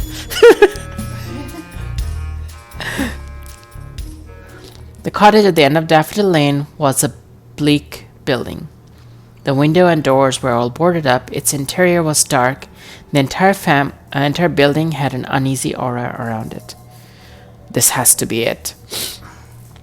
Compared to the scenic surroundings, this place was a septic sore. I remembered the child's creepy message. If there wasn't anywhere near the woods a monster would live, it was here. It was almost relief to realize I had no way of getting the boarded up door open. Oh no, there's no way I can get into this cottage. I am so weak and brittle. I felt a little cowardly, so I went out of my way to half-heartedly tug at one of the planks. Fortunately, I'd never been strong, and estrogen has further reduced my ability to pull planks off of things. She's transgender. Yeah, I don't know. There's 2 references so far: growing breasts in college, and estrogen reducing strength. Yeah. Okay, so while that was conclusive, I can't possibly get these off with my weak little arms. Almost used this as an excuse to get out of doing Nikita's busy work, but without her help, I knew I'd fail my coursework. I wasn't going to go home a failure.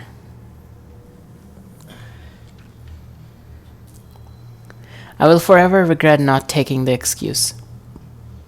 I should get a crowbar or something. I think that's how people get planks off things, like in games and stuff. I'll head to town. I'm sure I can find some boring old person shop that sells tools there. I dusted off my hands and started my hike back to town, somewhat regretting never learning to ride a bike. The monster near the woods would have to wait. It was a long walk back to town. Still, the exercise was probably good for me. I hadn't spent much time in town since moving to Blue Hills. It's too loud and busy for me.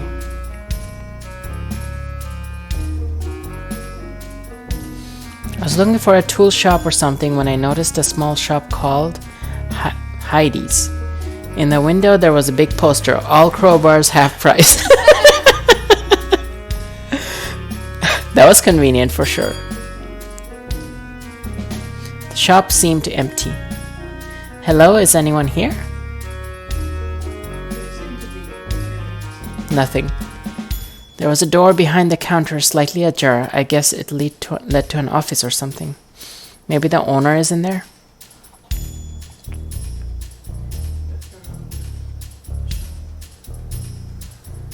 There's your superhero.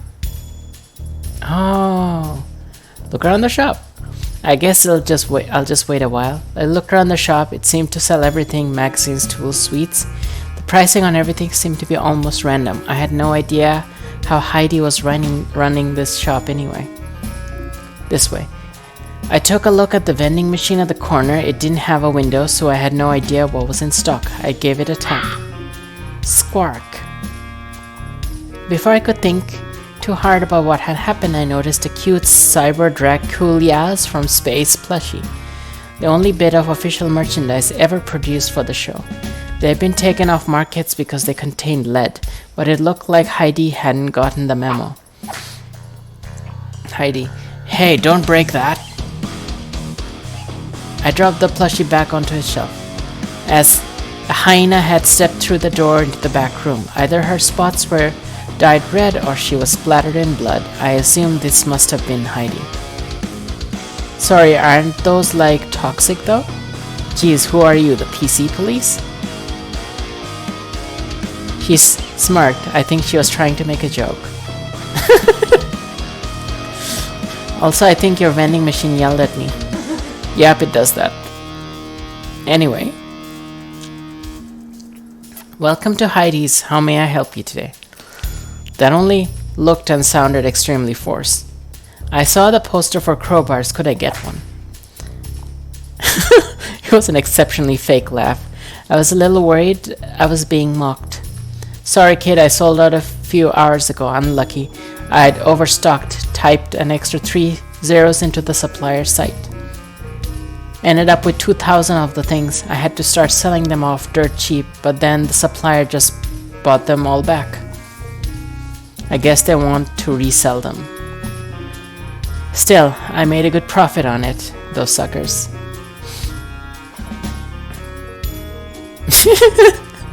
She paused for a moment, doubt flashing across her face.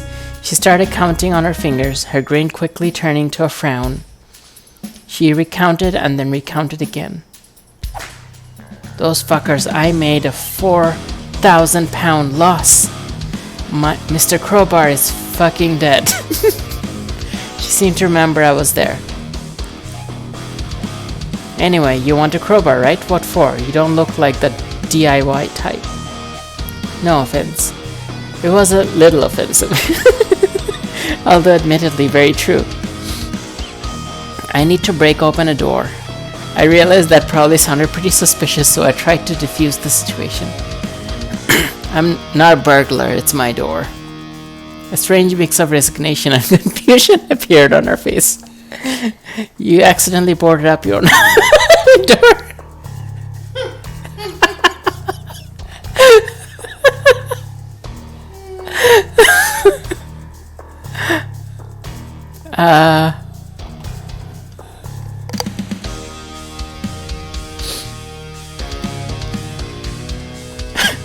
Okay, I'm breaking into a house, but it's abandoned. It's urban exploration.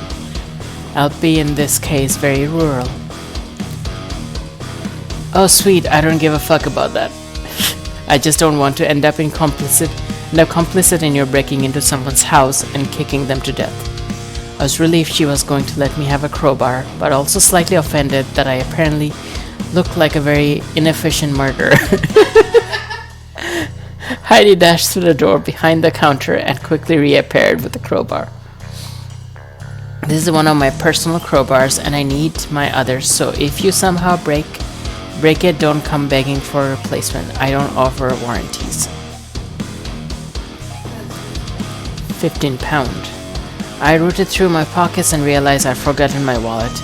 All I had was about 3 pound and in coins and a Demon trading card, which was a little odd since I don't even collect those.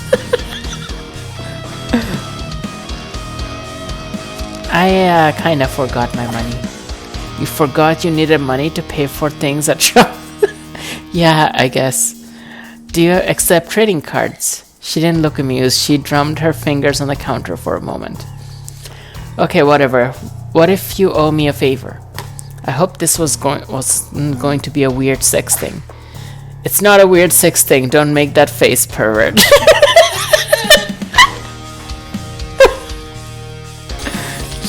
I suddenly resented my naturally pervy face.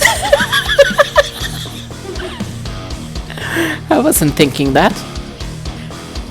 What was it you did want? Nothing crazy, just helping me sort some extra stock. Usually I have to do it myself, but 2 hands are better than 1, right? Of course you'll have to sign an NDA.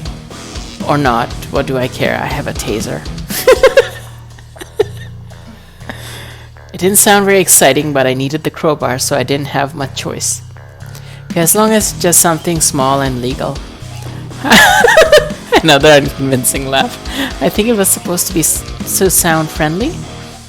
Yeah, it's fine, it's small, it's legal. Did you just try to fake a reassuring laugh? Fuck off, it was real. Give me your number so I can get hold of you.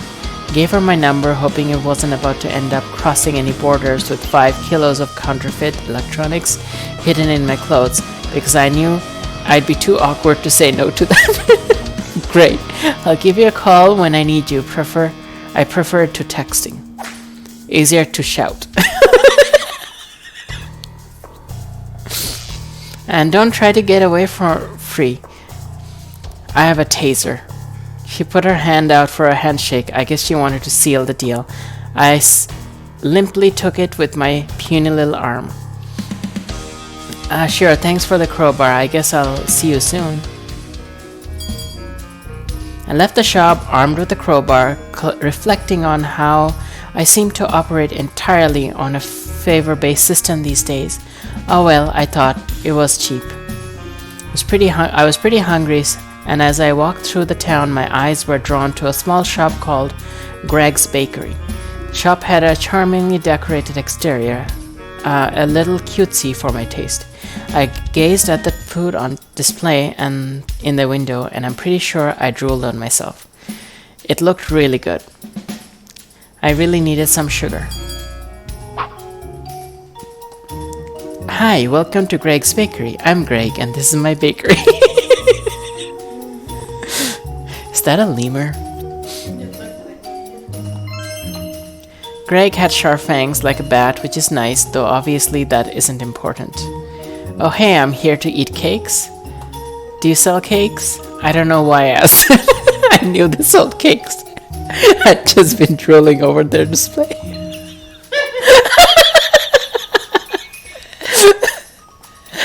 Oh sure, we do. I make them all fresh every day.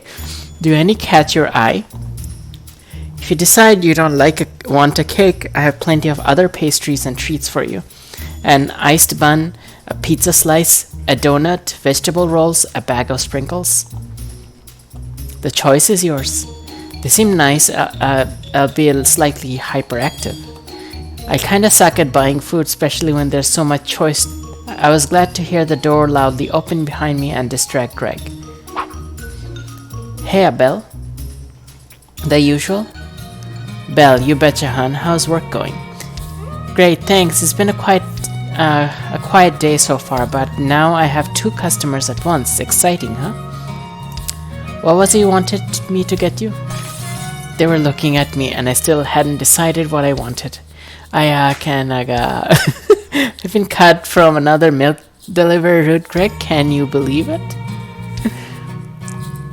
What? No way, another one? How come? The distraction gave me a chance to pick something. My eyes scanned across the cakes, desperately trying to choose one. My old manager left a few weeks back, and the new one is semi-competent. He noticed it was taking me an entire day to do the morning run, and that they were paying me to deliver to empty buildings. I was like, no way, my contract says I have to. But he read my contract and it doesn't. The contract excuse has worked flawlessly for like 4 years, so I had no backup plan. So yep, I'm just delivering to North Acres since they refuse to let us deliver via drone like we do everywhere else now. I'm almost obsolete. A good job those NIMBYs are keeping me on a job for a little longer. Oh no, North Acres? I've heard bad things about that place. They aren't too keen on outsiders. What a sucky situation. Oh heck, have your food on me. They placed Belle's order on the counter and canceled the payment. 2 large coffees and 4 vegetable sausage rolls. A pretty impressive lunch. Oh, you're too kind, hon. I'll make it up to you. North Acres ain't so bad. I just ignored the locals and don't hang around. I think she must have noticed me staring at the cakes slack-jawed. Oops, sorry for pushing in, hun. I'm not used to there being other people here. It's pretty quiet most days. Oh no, I'm sorry I got distracted. What was it you wanted? I remember turning to look at them wide-eyed in fear. I asked for a cake. When they were trying one of the iced cakes with the cherry on top, they looked really nice. Cake? I jabbed a finger meekly at a random cupcake. 1 triple chocolate muffin coming right up. This wasn't going to plan. They picked up the muffin with some tongs, slid it into a paper bag. Any other cakes, drinks, or savories? A cheese bake, maybe? I'll get another muffin, please. Great choice. Belle was looking at me, munching on one of her rolls. She seemed amused by my inability to buy cakes. I don't think I've seen you around town before. What's your name, hon? Oh, I'm Trixie Glimmer Smith. I only moved here a few months back and I don't get out much. Nice to meet you, Trixie. The name's Belle. She stepped forward with her arm outstretched and I took her hoof. It was really clunky and awkward since she didn't have fingers. I hope this ain't too presumptuous, but if you're looking to make some friends here, you're always welcome to come down to the Attic Mouse, the bar just around the corner. It's always nice to make some new pals, you know, especially if you're new to the area. I sometimes go with Belle, but I've been too busy with the bakery recently. Everyone here is super nice, very gay too, so you can just be yourself. I guess we're lucky to live in the queerest town in the country. I mean, not officially sure, but heck, if you try finding someone here who isn't queer, they had a point. Everyone I met here was pretty fucking gay. Oh, thanks for the invite. I'm not too good with social stuff though. Hey, that's fair. You're always welcome to come along though, hun.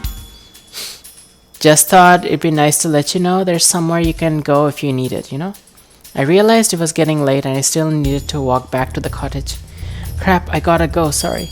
I dropped some coins on the counter and ran out of the bakery. I hope I paid enough.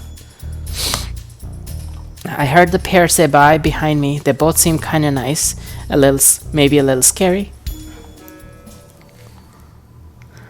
Back to the cottage. I had to take a short break to recover from the gorging on about 5,000 calories of muffin, but I eventually reached the abandoned cottage at the end of Daffodil Lane. I managed to pry the front doors open with the crowbar, which was tough given my complete lack of muscle mass. Regardless, I got the door open and tossed the crowbar away. My weak little arms couldn't carry it anymore. Without waiting around, I stepped through the dingy portal. I was immediately hit by a wall of stale air and decay. This place is disgusting. I flicked my torch on and finally realized it had no batteries. Frustrated, I chucked it on the floor. Litterbug. I'd have to rely on my eyesight, which had rapidly been deteriorating since I started staying up till 5 a.m. using my laptop screen as my only light source. Not that it was great to begin with, given my condition. The building was dim, with a few shafts of light piercing the boarded windows. What looked like a basement door was slightly ajar. A cold and unpleasant stench seemed to crawl from it. I wanted to spend as little time in this place as possible. I decided to take a look around the ground floor before heading downstairs. I stepped into what seemed to be the kitchen. Water dripped from the wooden ceiling to the sink, which was close to overflowing. The water was dark and still. A few tufts of wool floated on the surface, stained a dirty brown. A gross smell seeped into the room from the pantry. I carefully pried it open and was relieved to not find any dead bodies. Instead, I found a small garden's worth of decomposing grass melting into a pool of green frothy liquid. Oh, gross. What? Who'd keep grass in their pantry? I poked around in the pantry trying to uncover anything else that might be hidden. At the very back, buried under some of the decaying grass, I found a tin of pineapple rings. The best before date was over 2 decades ago. The front depicted a happy pineapple mascot. "Eat me," he said. "Sorry, happy pineapple abomination, but I don't think I should. Besides, I don't have a can opener." The bedroom was evidently plainly decorated years ago, but was now completely derelict. A bookshelf stood against one of the walls, but it was almost completely empty. The only books remaining were Manners for Girls and 7 Plants I Saw, an adventure story. I decided not to read them. Like the kitchen, the window here. Let's see. I still have, almost done my time.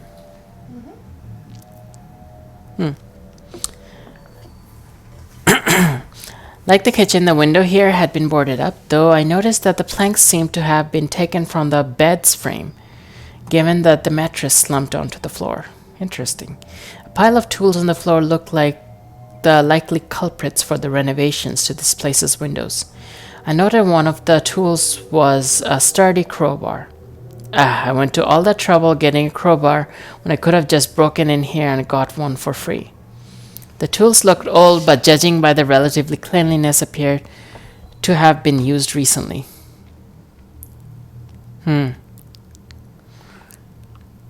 Next to the bed was a small dresser, and on top of that, picture frames. I wiped the dust off the photograph to reveal a woman, probably in her 40s. The photograph itself had that old-fashioned faded look to it, and her hair looked very 80s. I guess this lady must have lived here before abandoning the cottage. It doesn't look like she properly packed when she left, though, given that a load of her stuff seemed to be here. There was a loud groan from upstairs, the settling of the cottage's timber frame. I told myself, regardless, it gave me a scare. This place has me really on edge. Let's hurry this up. The bathroom window was broken and one of the boards seemed to have fallen off. A black feather was snagged on one of the nails still left in the frame. The water tank that was probably meant to be above the toilet had fallen down, littering the floor with smashed ceramic shards and leaving a moldy damp patch spread from the toilet's gutted remains. The bottom few inches of the bathtub was stained brown, as if it had been full of rancid water for some time before being emptied. The plug hole was matted with wool almost like a spider web. This is nasty. What's wrong with this place? No wonder it smells like... I was cut off as the house groaned, as if settling. Only then did I realize how weak the floor seemed to be in this room, and stepped back. I had no intention of falling through into whatever waited for me in the basement.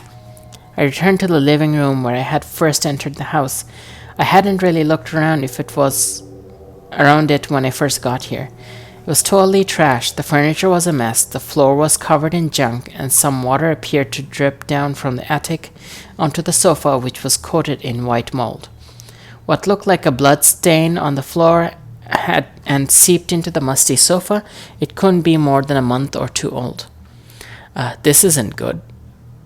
Hopefully someone had just a minor accident, which made them lose about 4 liters of blood. It's old though. I'm sure any murderer who lived here would have left ages ago. The smell probably drove them off.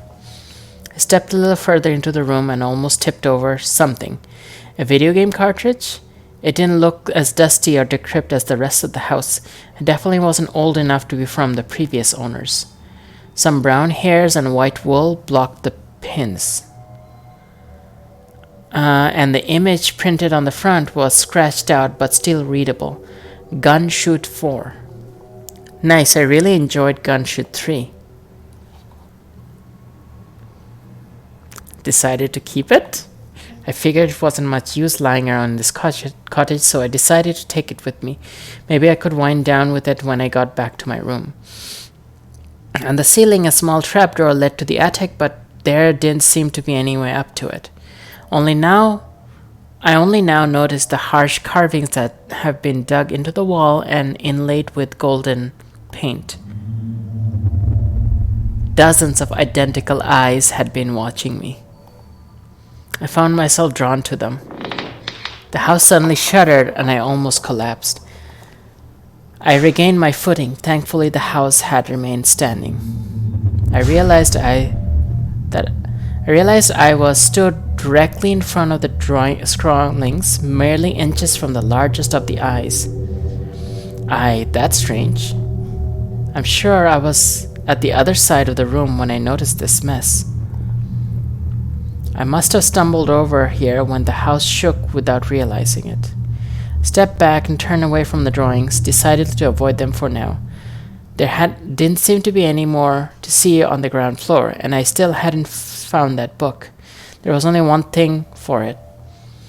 I'd have to go into the dark, dingy basement. I forced the door open on its rusted hinges and made my way down to the stone stairs.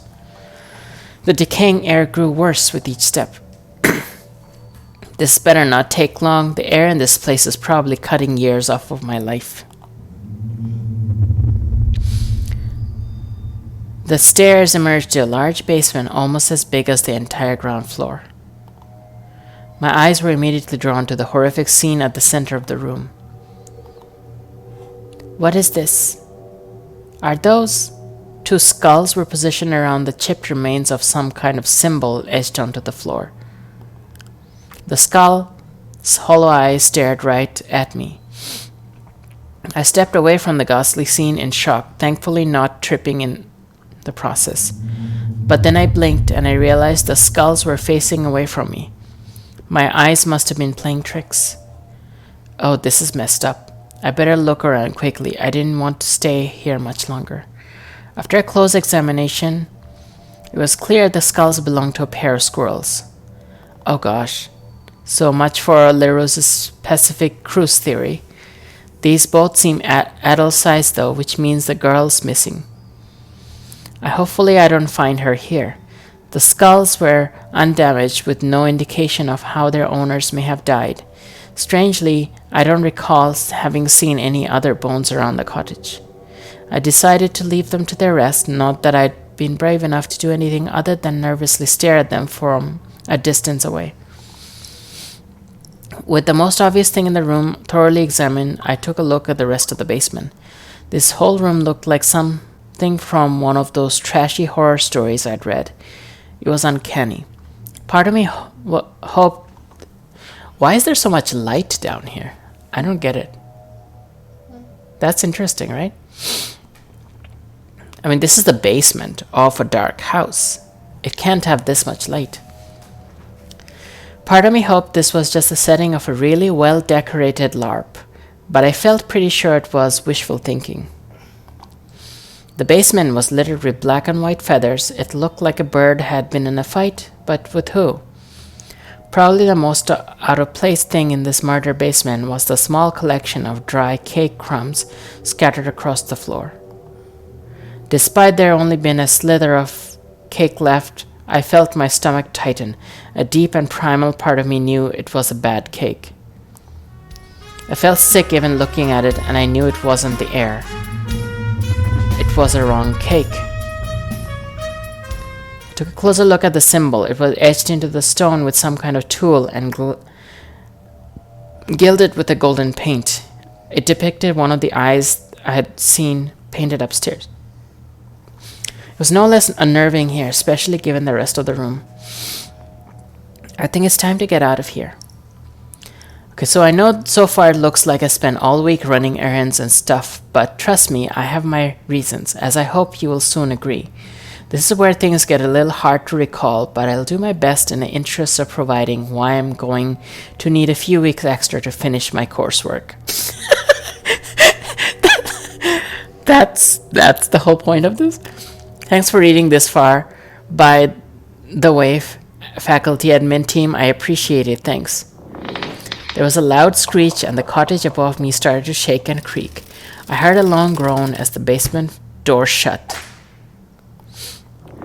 The cottage continued to shudder. I could hear furniture topple over and slam against walls above me. I needed to get out of here. Before I could make a move, whips of golden mist curled around the two skulls. They jerked around to face me before lifting off the ground as if pulled by puppet strings. The floating bones remained motionless in the air, their eye sockets boring deep into me. Stolen, release, beyond, betrayal, cloud, waves, Carcosa.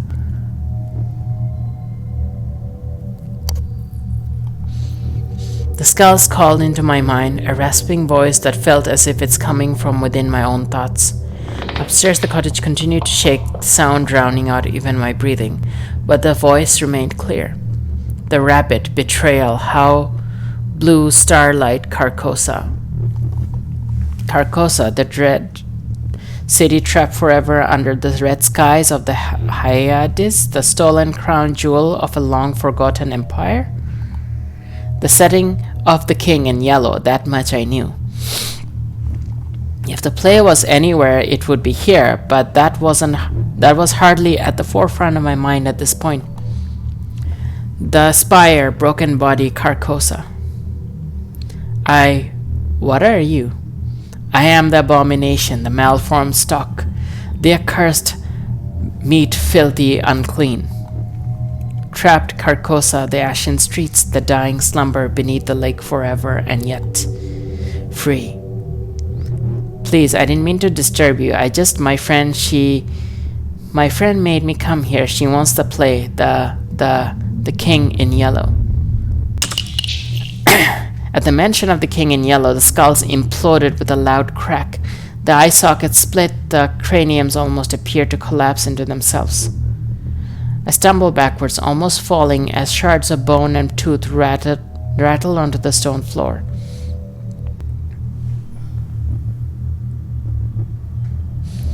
The cursed play, stolen, a monochrome prophet, the broken royal. They had it stolen. A new owner for the play found. Trapped Carcosa forever, and yet I walk again. We'll meet again, small white rat.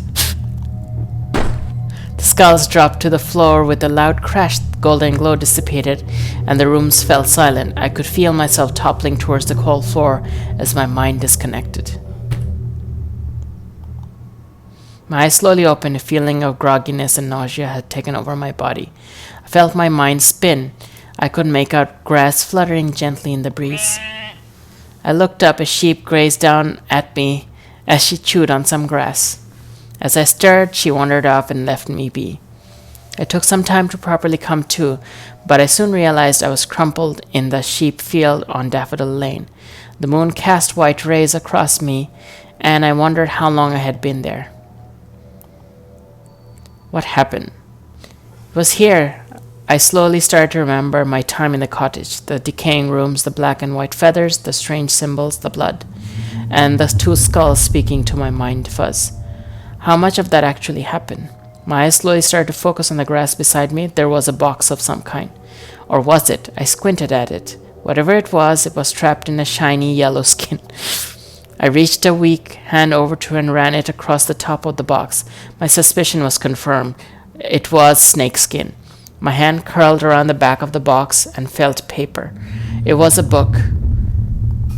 I grabbed it and pulled it up off my eyes where I could see it. Embossed in black amongst the yellow scales was a title, The King in Yellow. I stared at the playbook. How had it gotten there? It was held shut by a golden ribbon, and it would only take a second to undo it. I started to reach for it, my fingers feeling the soft silk. Suddenly a bird screeched a horrid caw. I jumped, almost dropped the book on my face. Far away sat the big jewel tree. A strange, mangy-looking magpie stared at me. I thought of the feathers in the basement. It was hard to tell at this distance, but it seemed to be staring right at me, its wide eyes reflecting white moonlight like mirrors. I was about to shout over it, but it took off and flapped away into the darkness of the night. I lay in the field a while longer and watched the woolly sheep munch on the grass, the king in yellow held tightly against my chest. Eventually, I managed to pull myself up and started the long trek back to my room. Okay, so I'm gonna stop here. That was really good. I was very into that. There's a lot of story building that seems irrelevant at this point because the play seemed to be the main thing, but I think it has some, like, it's gonna have relevance later. Like the setting and the main plot somehow weave together that we don't know yet about.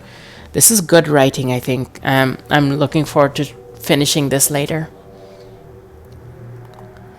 But for now, I'm going to quit because I'm way over my time.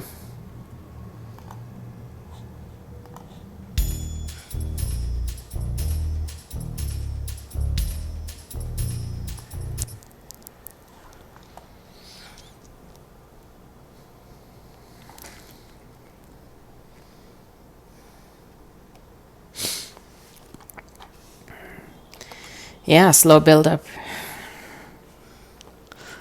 Okay, yeah, that was really interesting. I'm definitely gonna play that later. I've been reading constantly for 2 games straight, so I'm a little tired right now. I'm gonna take a pause, about 5 or 6 minutes, and I'm gonna come back with the 3rd game, which is a horror game called Bonbon. It's about childhood horror, which is a good follow-up after this, kinda.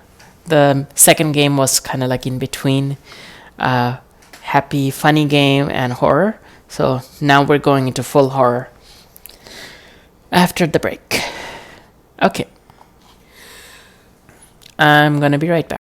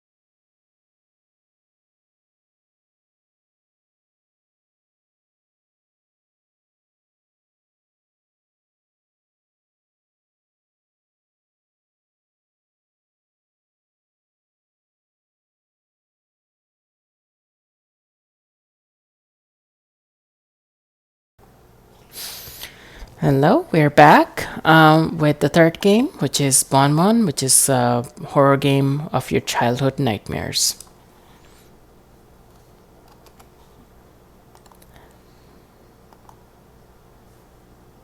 Oops.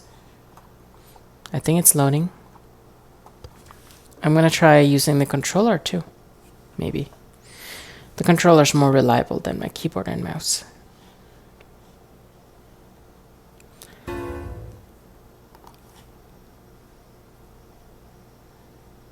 Okay. Come on. Where are you?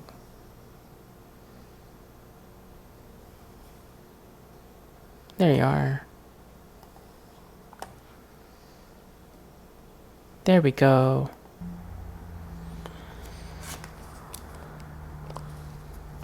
Okay, so you're likely sleeping on the bed and it's dark all around. Did you check that it shows me?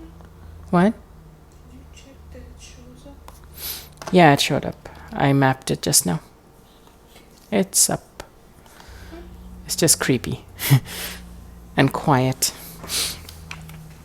Okay, controllers are working. Let me just verify.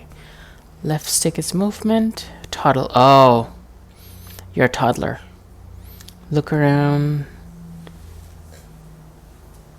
A or right trigger. B or right trigger. Okay. Pick up toys and drop. Y and left stick. Y plus left stick is rotate toys. X or right shoulder is talk to toys. Okay. Probably gonna do horribly in this game. Horror game is not something I'm very skilled at.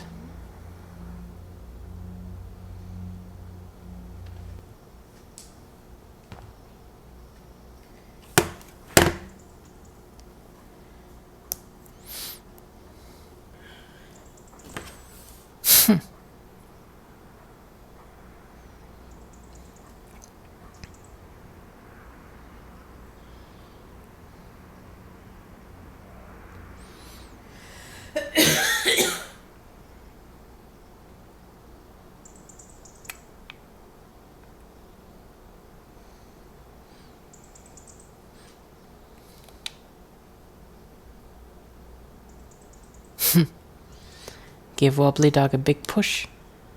Wee.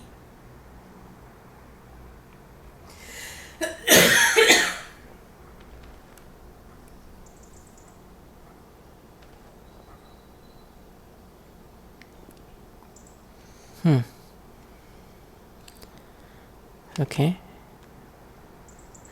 You can rotate it by holding this and moving it around. Ah, okay. It's really slow for some reason.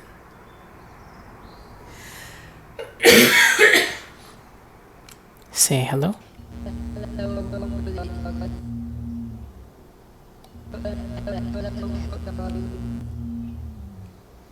I don't know what just happened. I can't hear anything.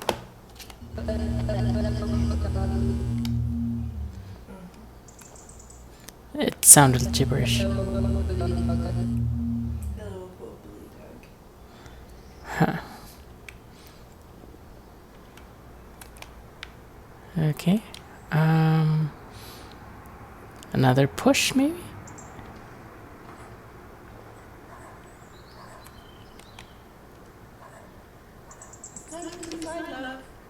They're leaving balls outside, you'll lose them. Find all 4 balls and put them inside the house, okay? Hey. Isn't it a ball? It's a dog. These are creepy looking balls. What just happened?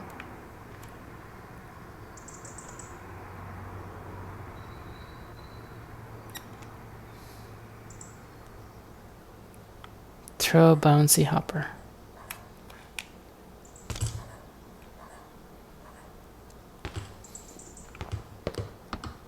Okay. Where'd you find your balls? No, we're gonna keep the dog. Why can't you move? I can't. It's like you get stuck at some points if you're carrying the dog. Yeah, it say it's hard to carry stuff.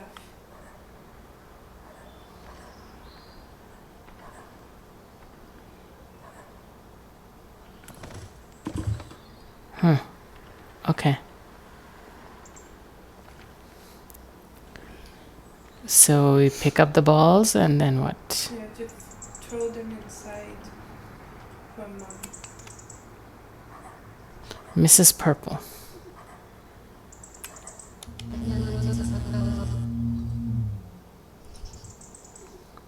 Through the door. Throw.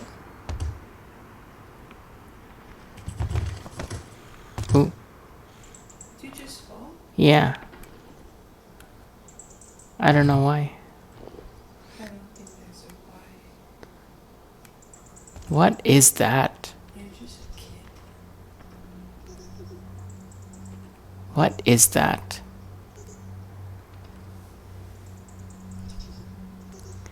Other person. It's a giant rat.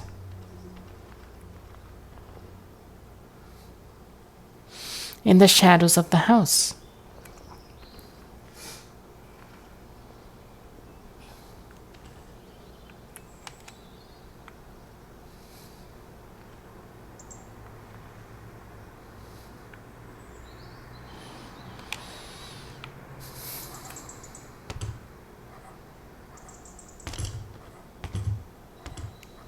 Okay.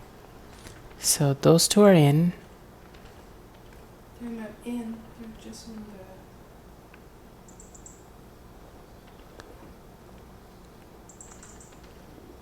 the. There's another one.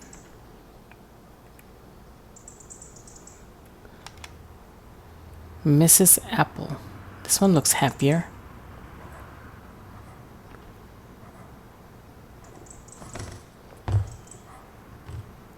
Yeah, it looks like you can't really walk very far with the toy.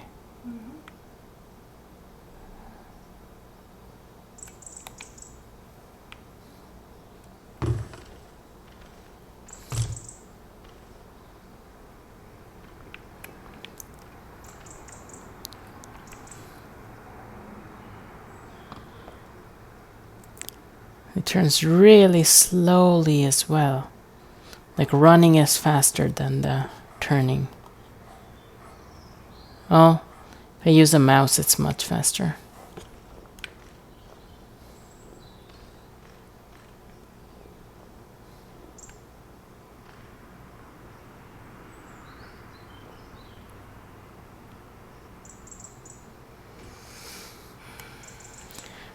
Where's the last one? There's a fourth one, right? There's...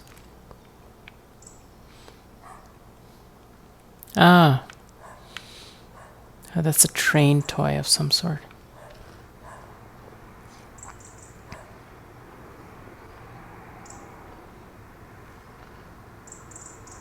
Maybe if you go up the stairs. Say hello to Big Mouth.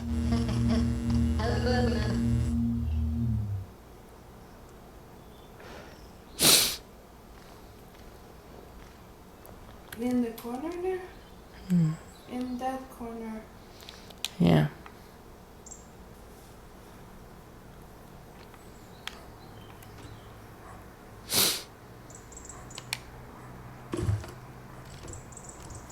In the corner. Yeah.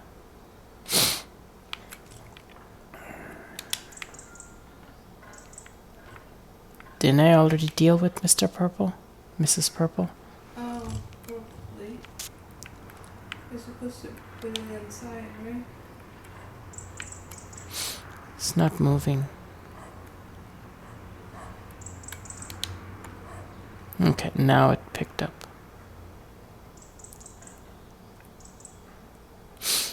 You You have to throw it inside the house.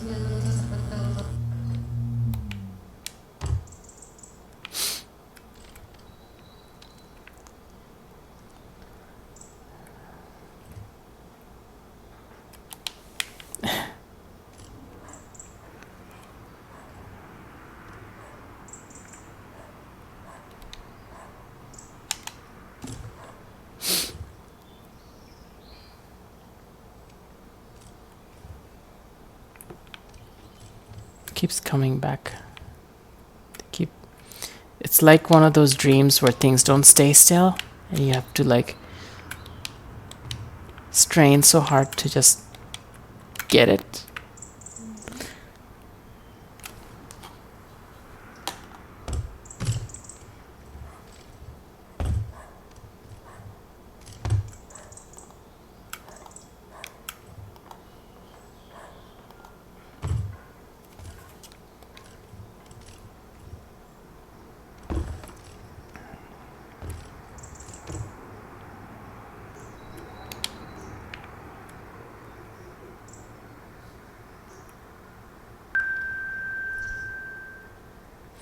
Inside the house, okay. Behind you, you have a few. Behind you? Yeah. I'm gonna do it with the other toys as well.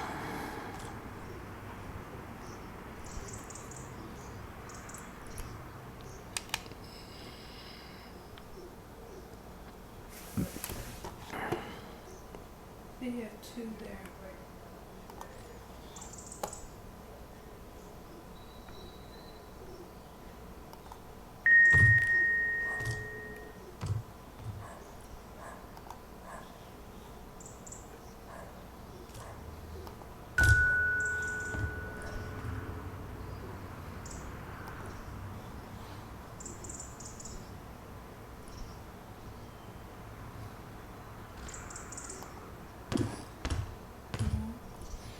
No, it has to be a ball, I guess. Can you look inside the pot there? I wonder where it is.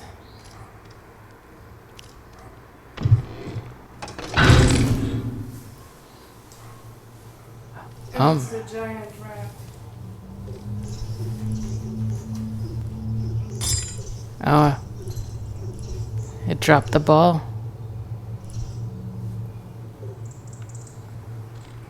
Yep. Oh my god, I can't watch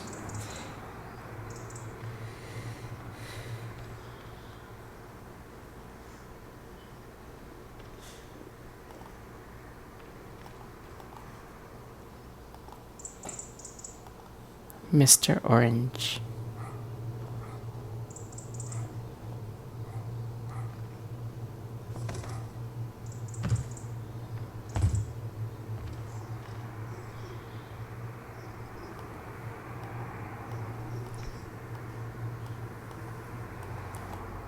Come on.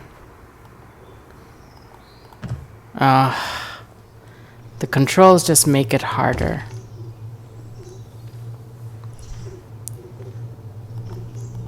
Oh, come on, really? That's where it ended up? Fine. It's a twitchy rat. The ball just keeps going deeper. Why? Really? In the tutorial?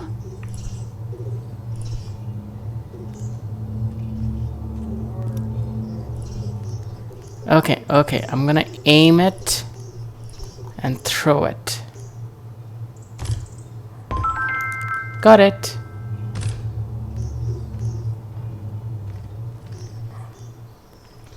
I'm watching you, rat. Keeping an eye on you.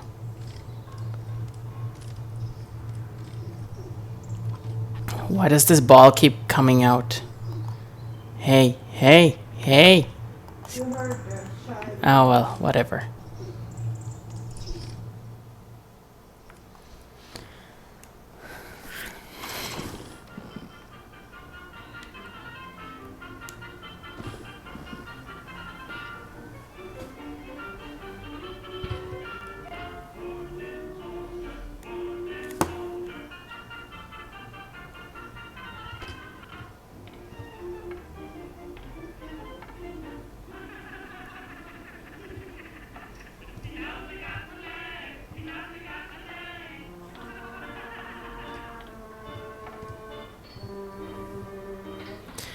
Why do adults think that cartoons are happy and joyous? They're always creepy.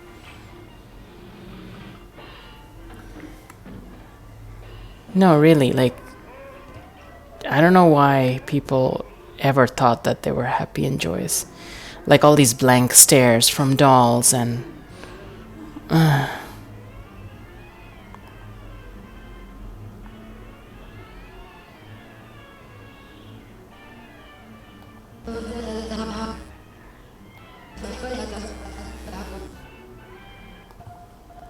Nearly ready, love. Finish playing with your toys, then put them away. 4 rubber rings and put them in the box. Okay.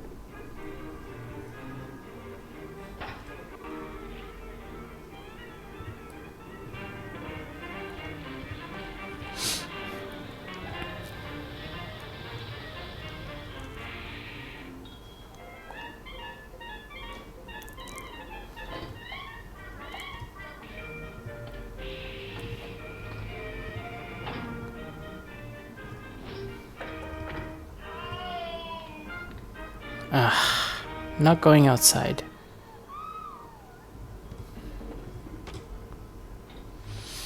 Must be around here somewhere.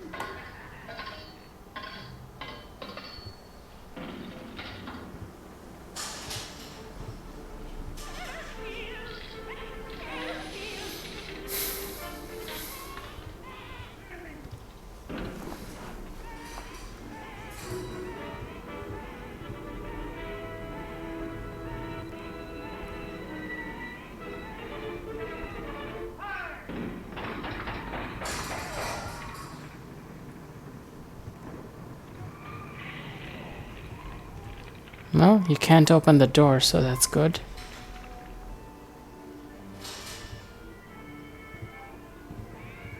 Maybe it's in this space, whatever this space is. That is super dark.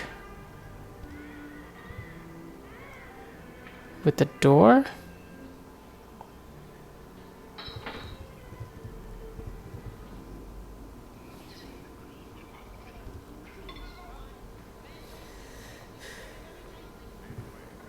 No idea where that ring is.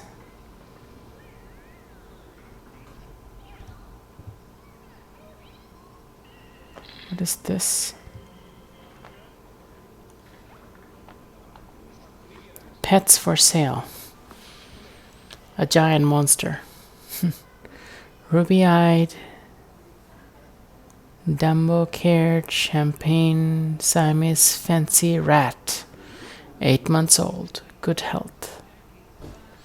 Someone selling a rat.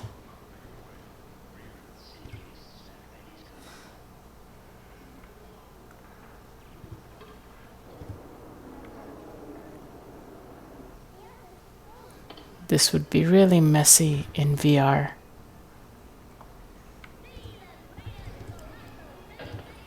It would be terrifying in VR.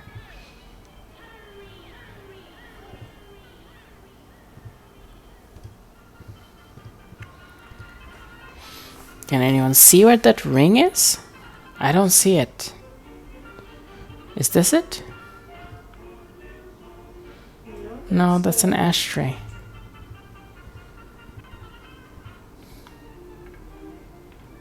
There. Yeah.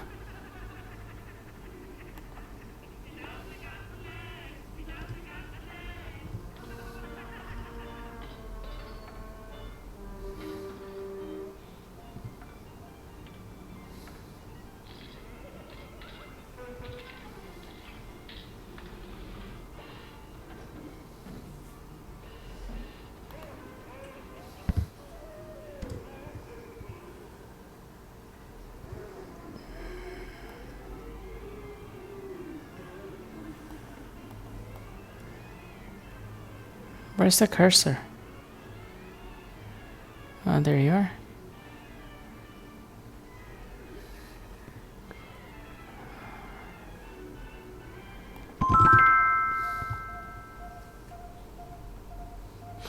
Ah, now the monster blocks.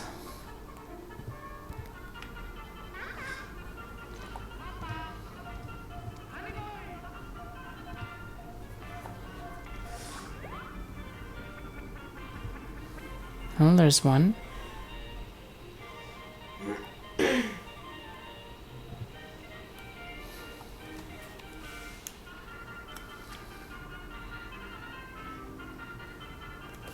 Okay, there must be a sensitivity something in the controls.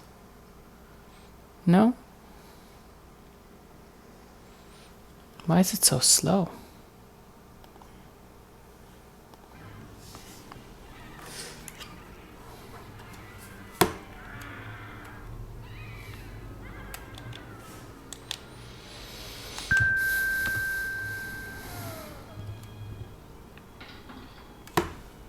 There's one there.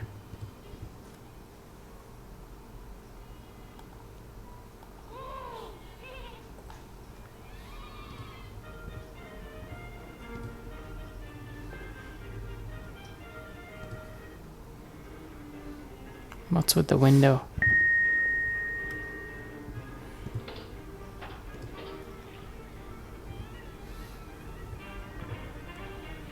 What is that glare on the window?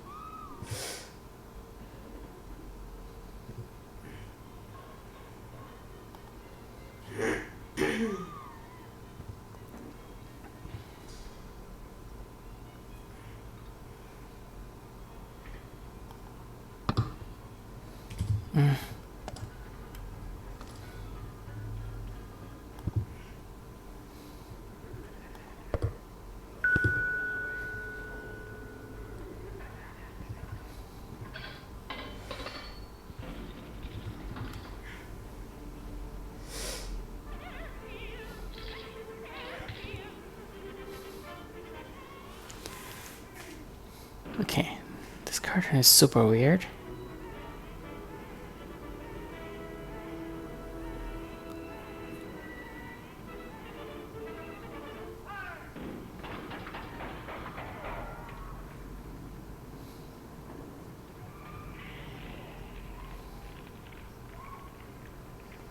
Why do they have things like this in a kid's cartoon?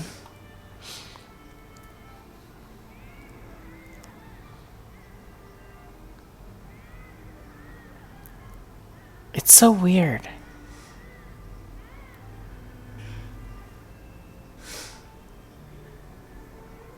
The spanking? Before that, there was shooting as well. It's like shooting people. Like toy soldiers, but still. Oh, that's a very old thing. Yeah, they shot people and they fell into fire. It's just like, why would you have things like that?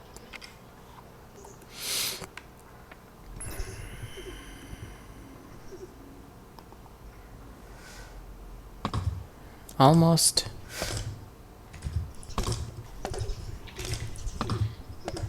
Whoa! It's inside the house, seriously.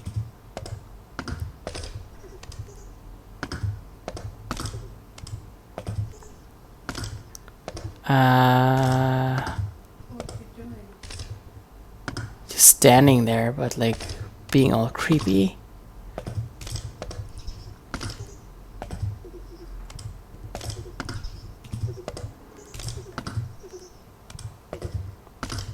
The TV is off now.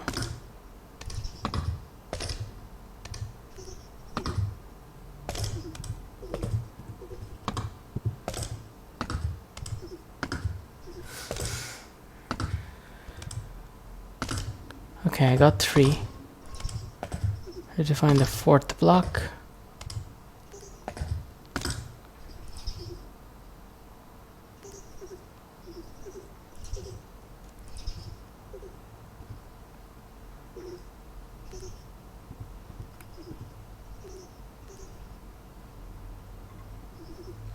Oh, it's right in front of it. Of course that's.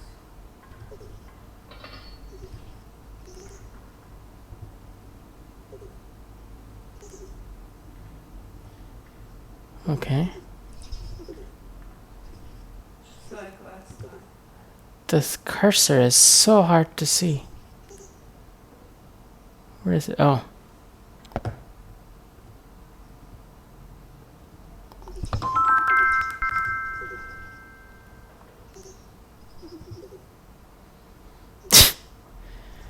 Fine, all 4 tiny people, okay?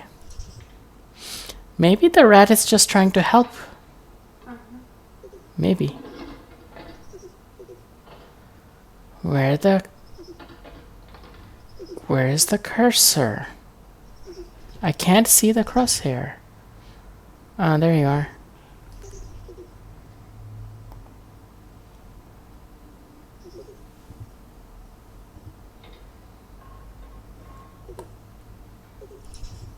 It's so shaky too.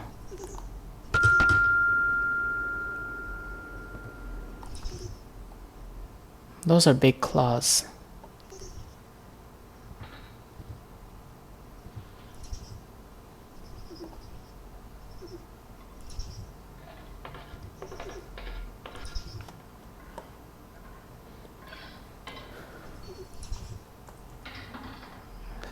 The controller's so shaky. There's, I think, one right here. No?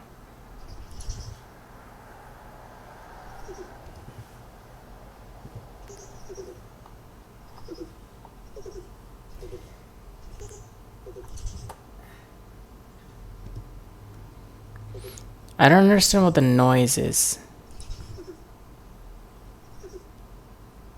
Is the rat making the noise? Huh, there's one here.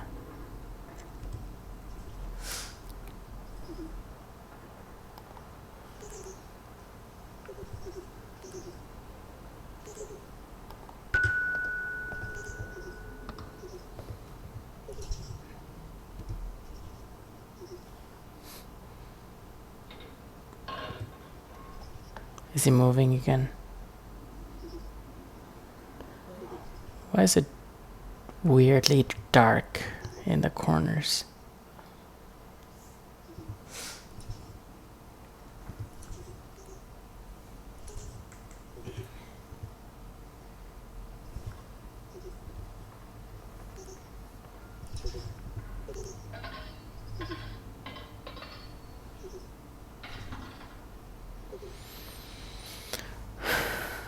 Okay.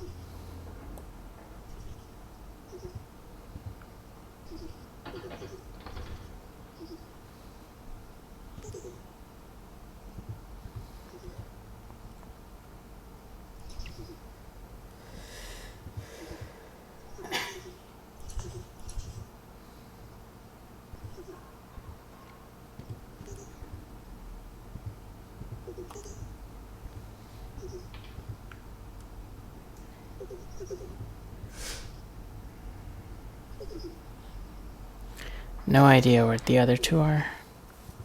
Probably close to the rat.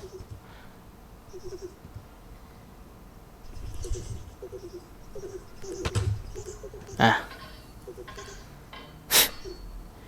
Yeah, the rat dropped it. It's under his paw.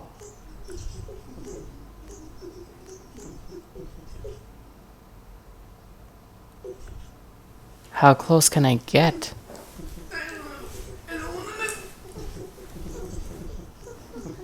Okay, I got it.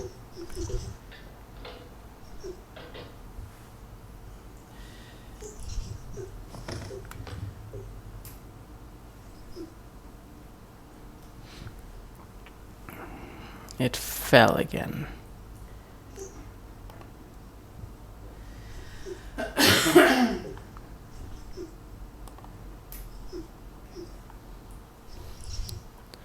Bumps into other things. There's one more somewhere. Get ready, love.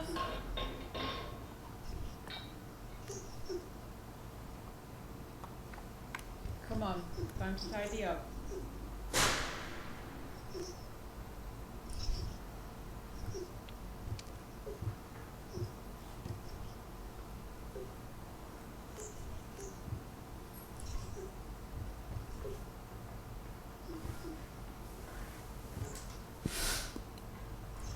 I don't see it anywhere.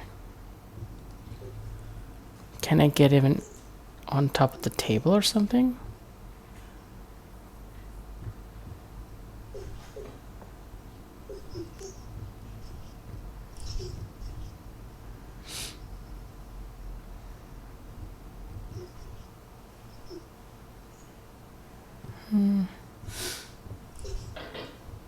Behind the teapot?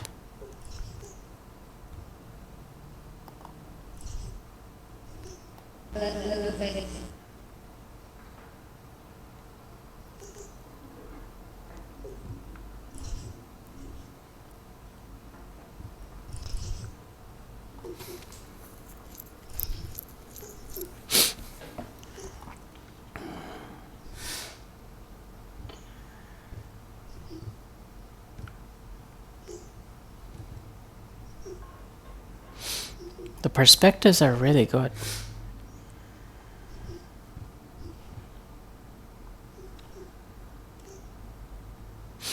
Maybe it's behind the phone.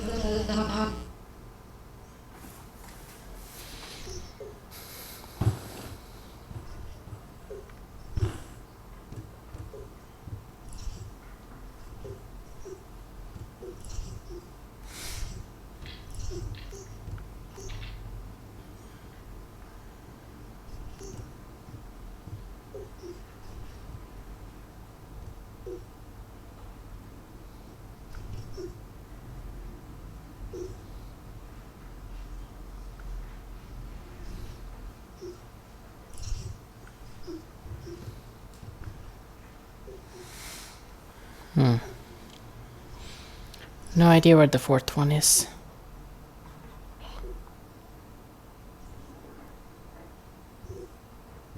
Probably in this really, really dark corner.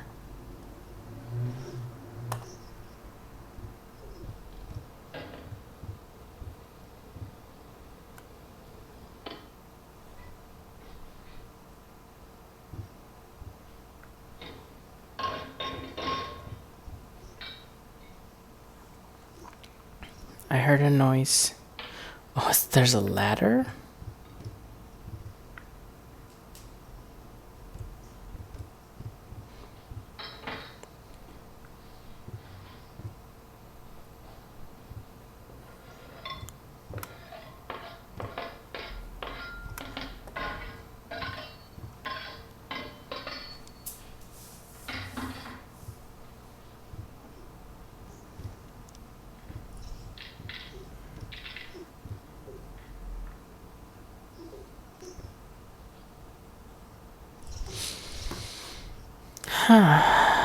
Okay.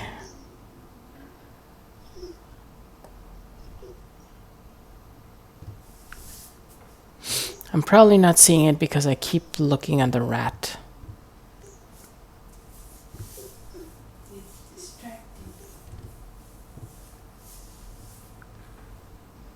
I probably can't find it because I need to turn my back on the rat to... What just happened? To actually find it.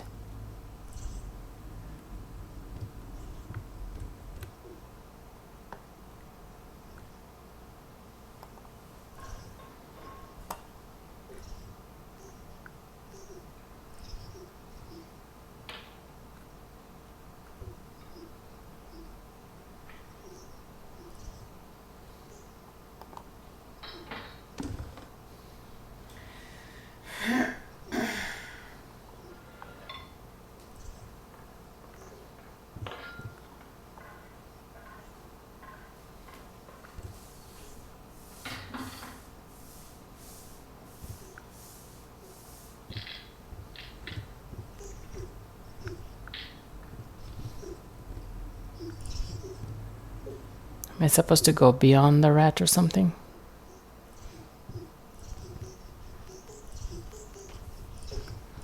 It got dark.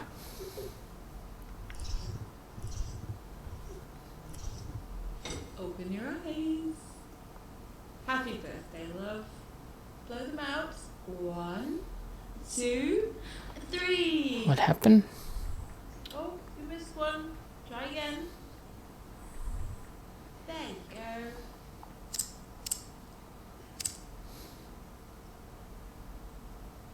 Now, a big birthday slice for you and... Oh.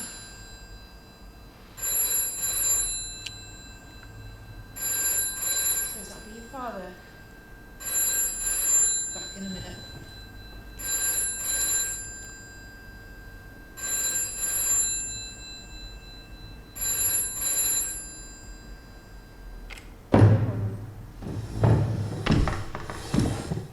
I'm not seeing any.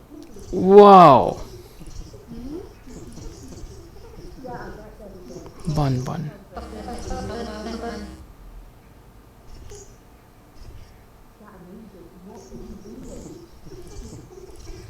So the rat's name is Bonbon. The rat's name is Bonbon. Yeah. This is supposed to be your pet.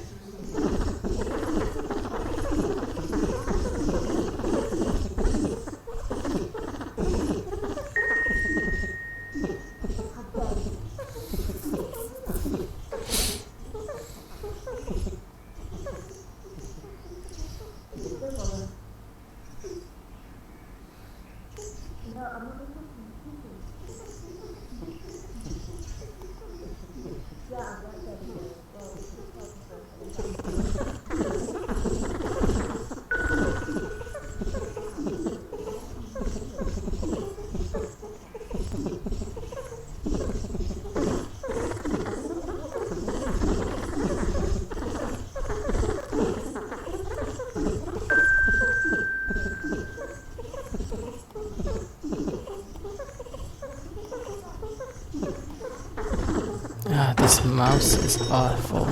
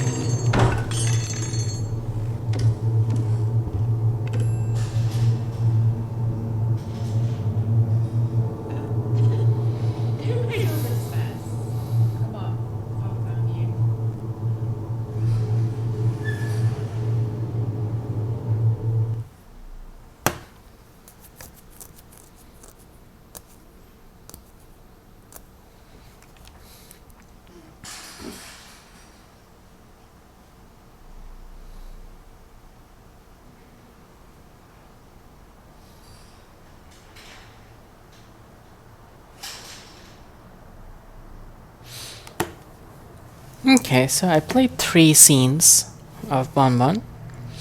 I think people get the picture of what this is like.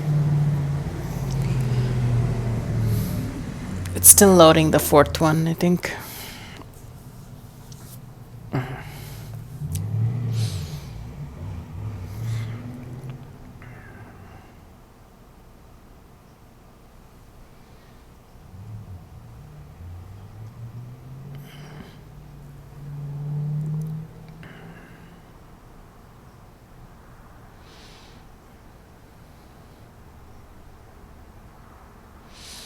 I think it's extra slow because my computer is kind of old.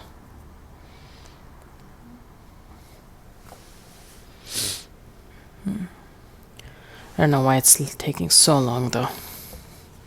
It's probably loading a huge level.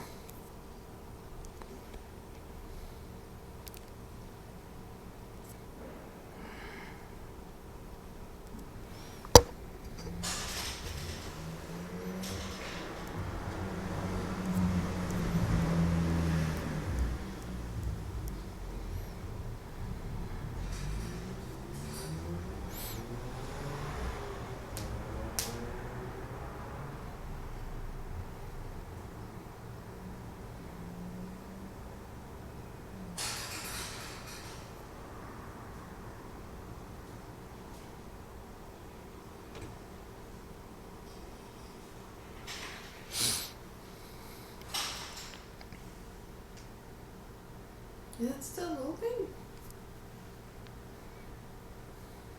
Darling, is it still loading? Yeah, That's weird. I see the loading icon in the corner.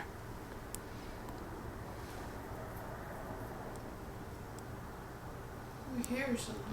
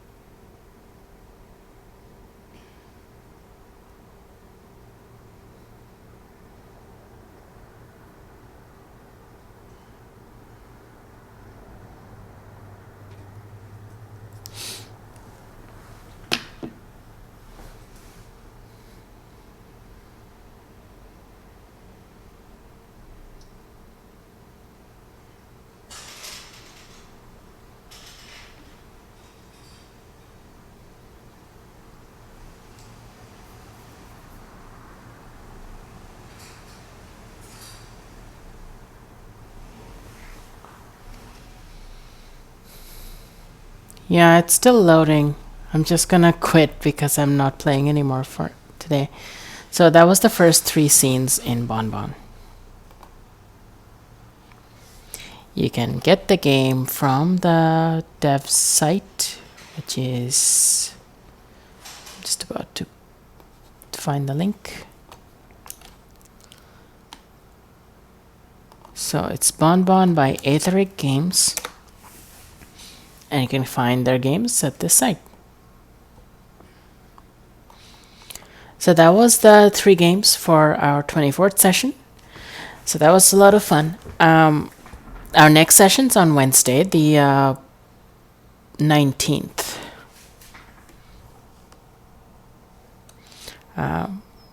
Yeah. So today we went through As We Know It by Jamie Scribbles, Trixie Glimmer Smith's Testimonial of Trixie Glimmer Smith by Digital Poppy, and Bonbon by Aetheric Games. Our next session is on the 19th of August, and I'll bring 3 more games from the bundle, and we'll just take a quick look at each one of them. I do this every Monday, Wednesday, and Friday, so we have 2 more sessions this week. Until then, everyone have an awesome time. I'll see you on Wednesday. Oh, before I go, the art on this page are done by Rifna, and if you want to check out some of their art, I'll just paste the links right now. There we go. Okay, so I'll see y'all on Wednesday.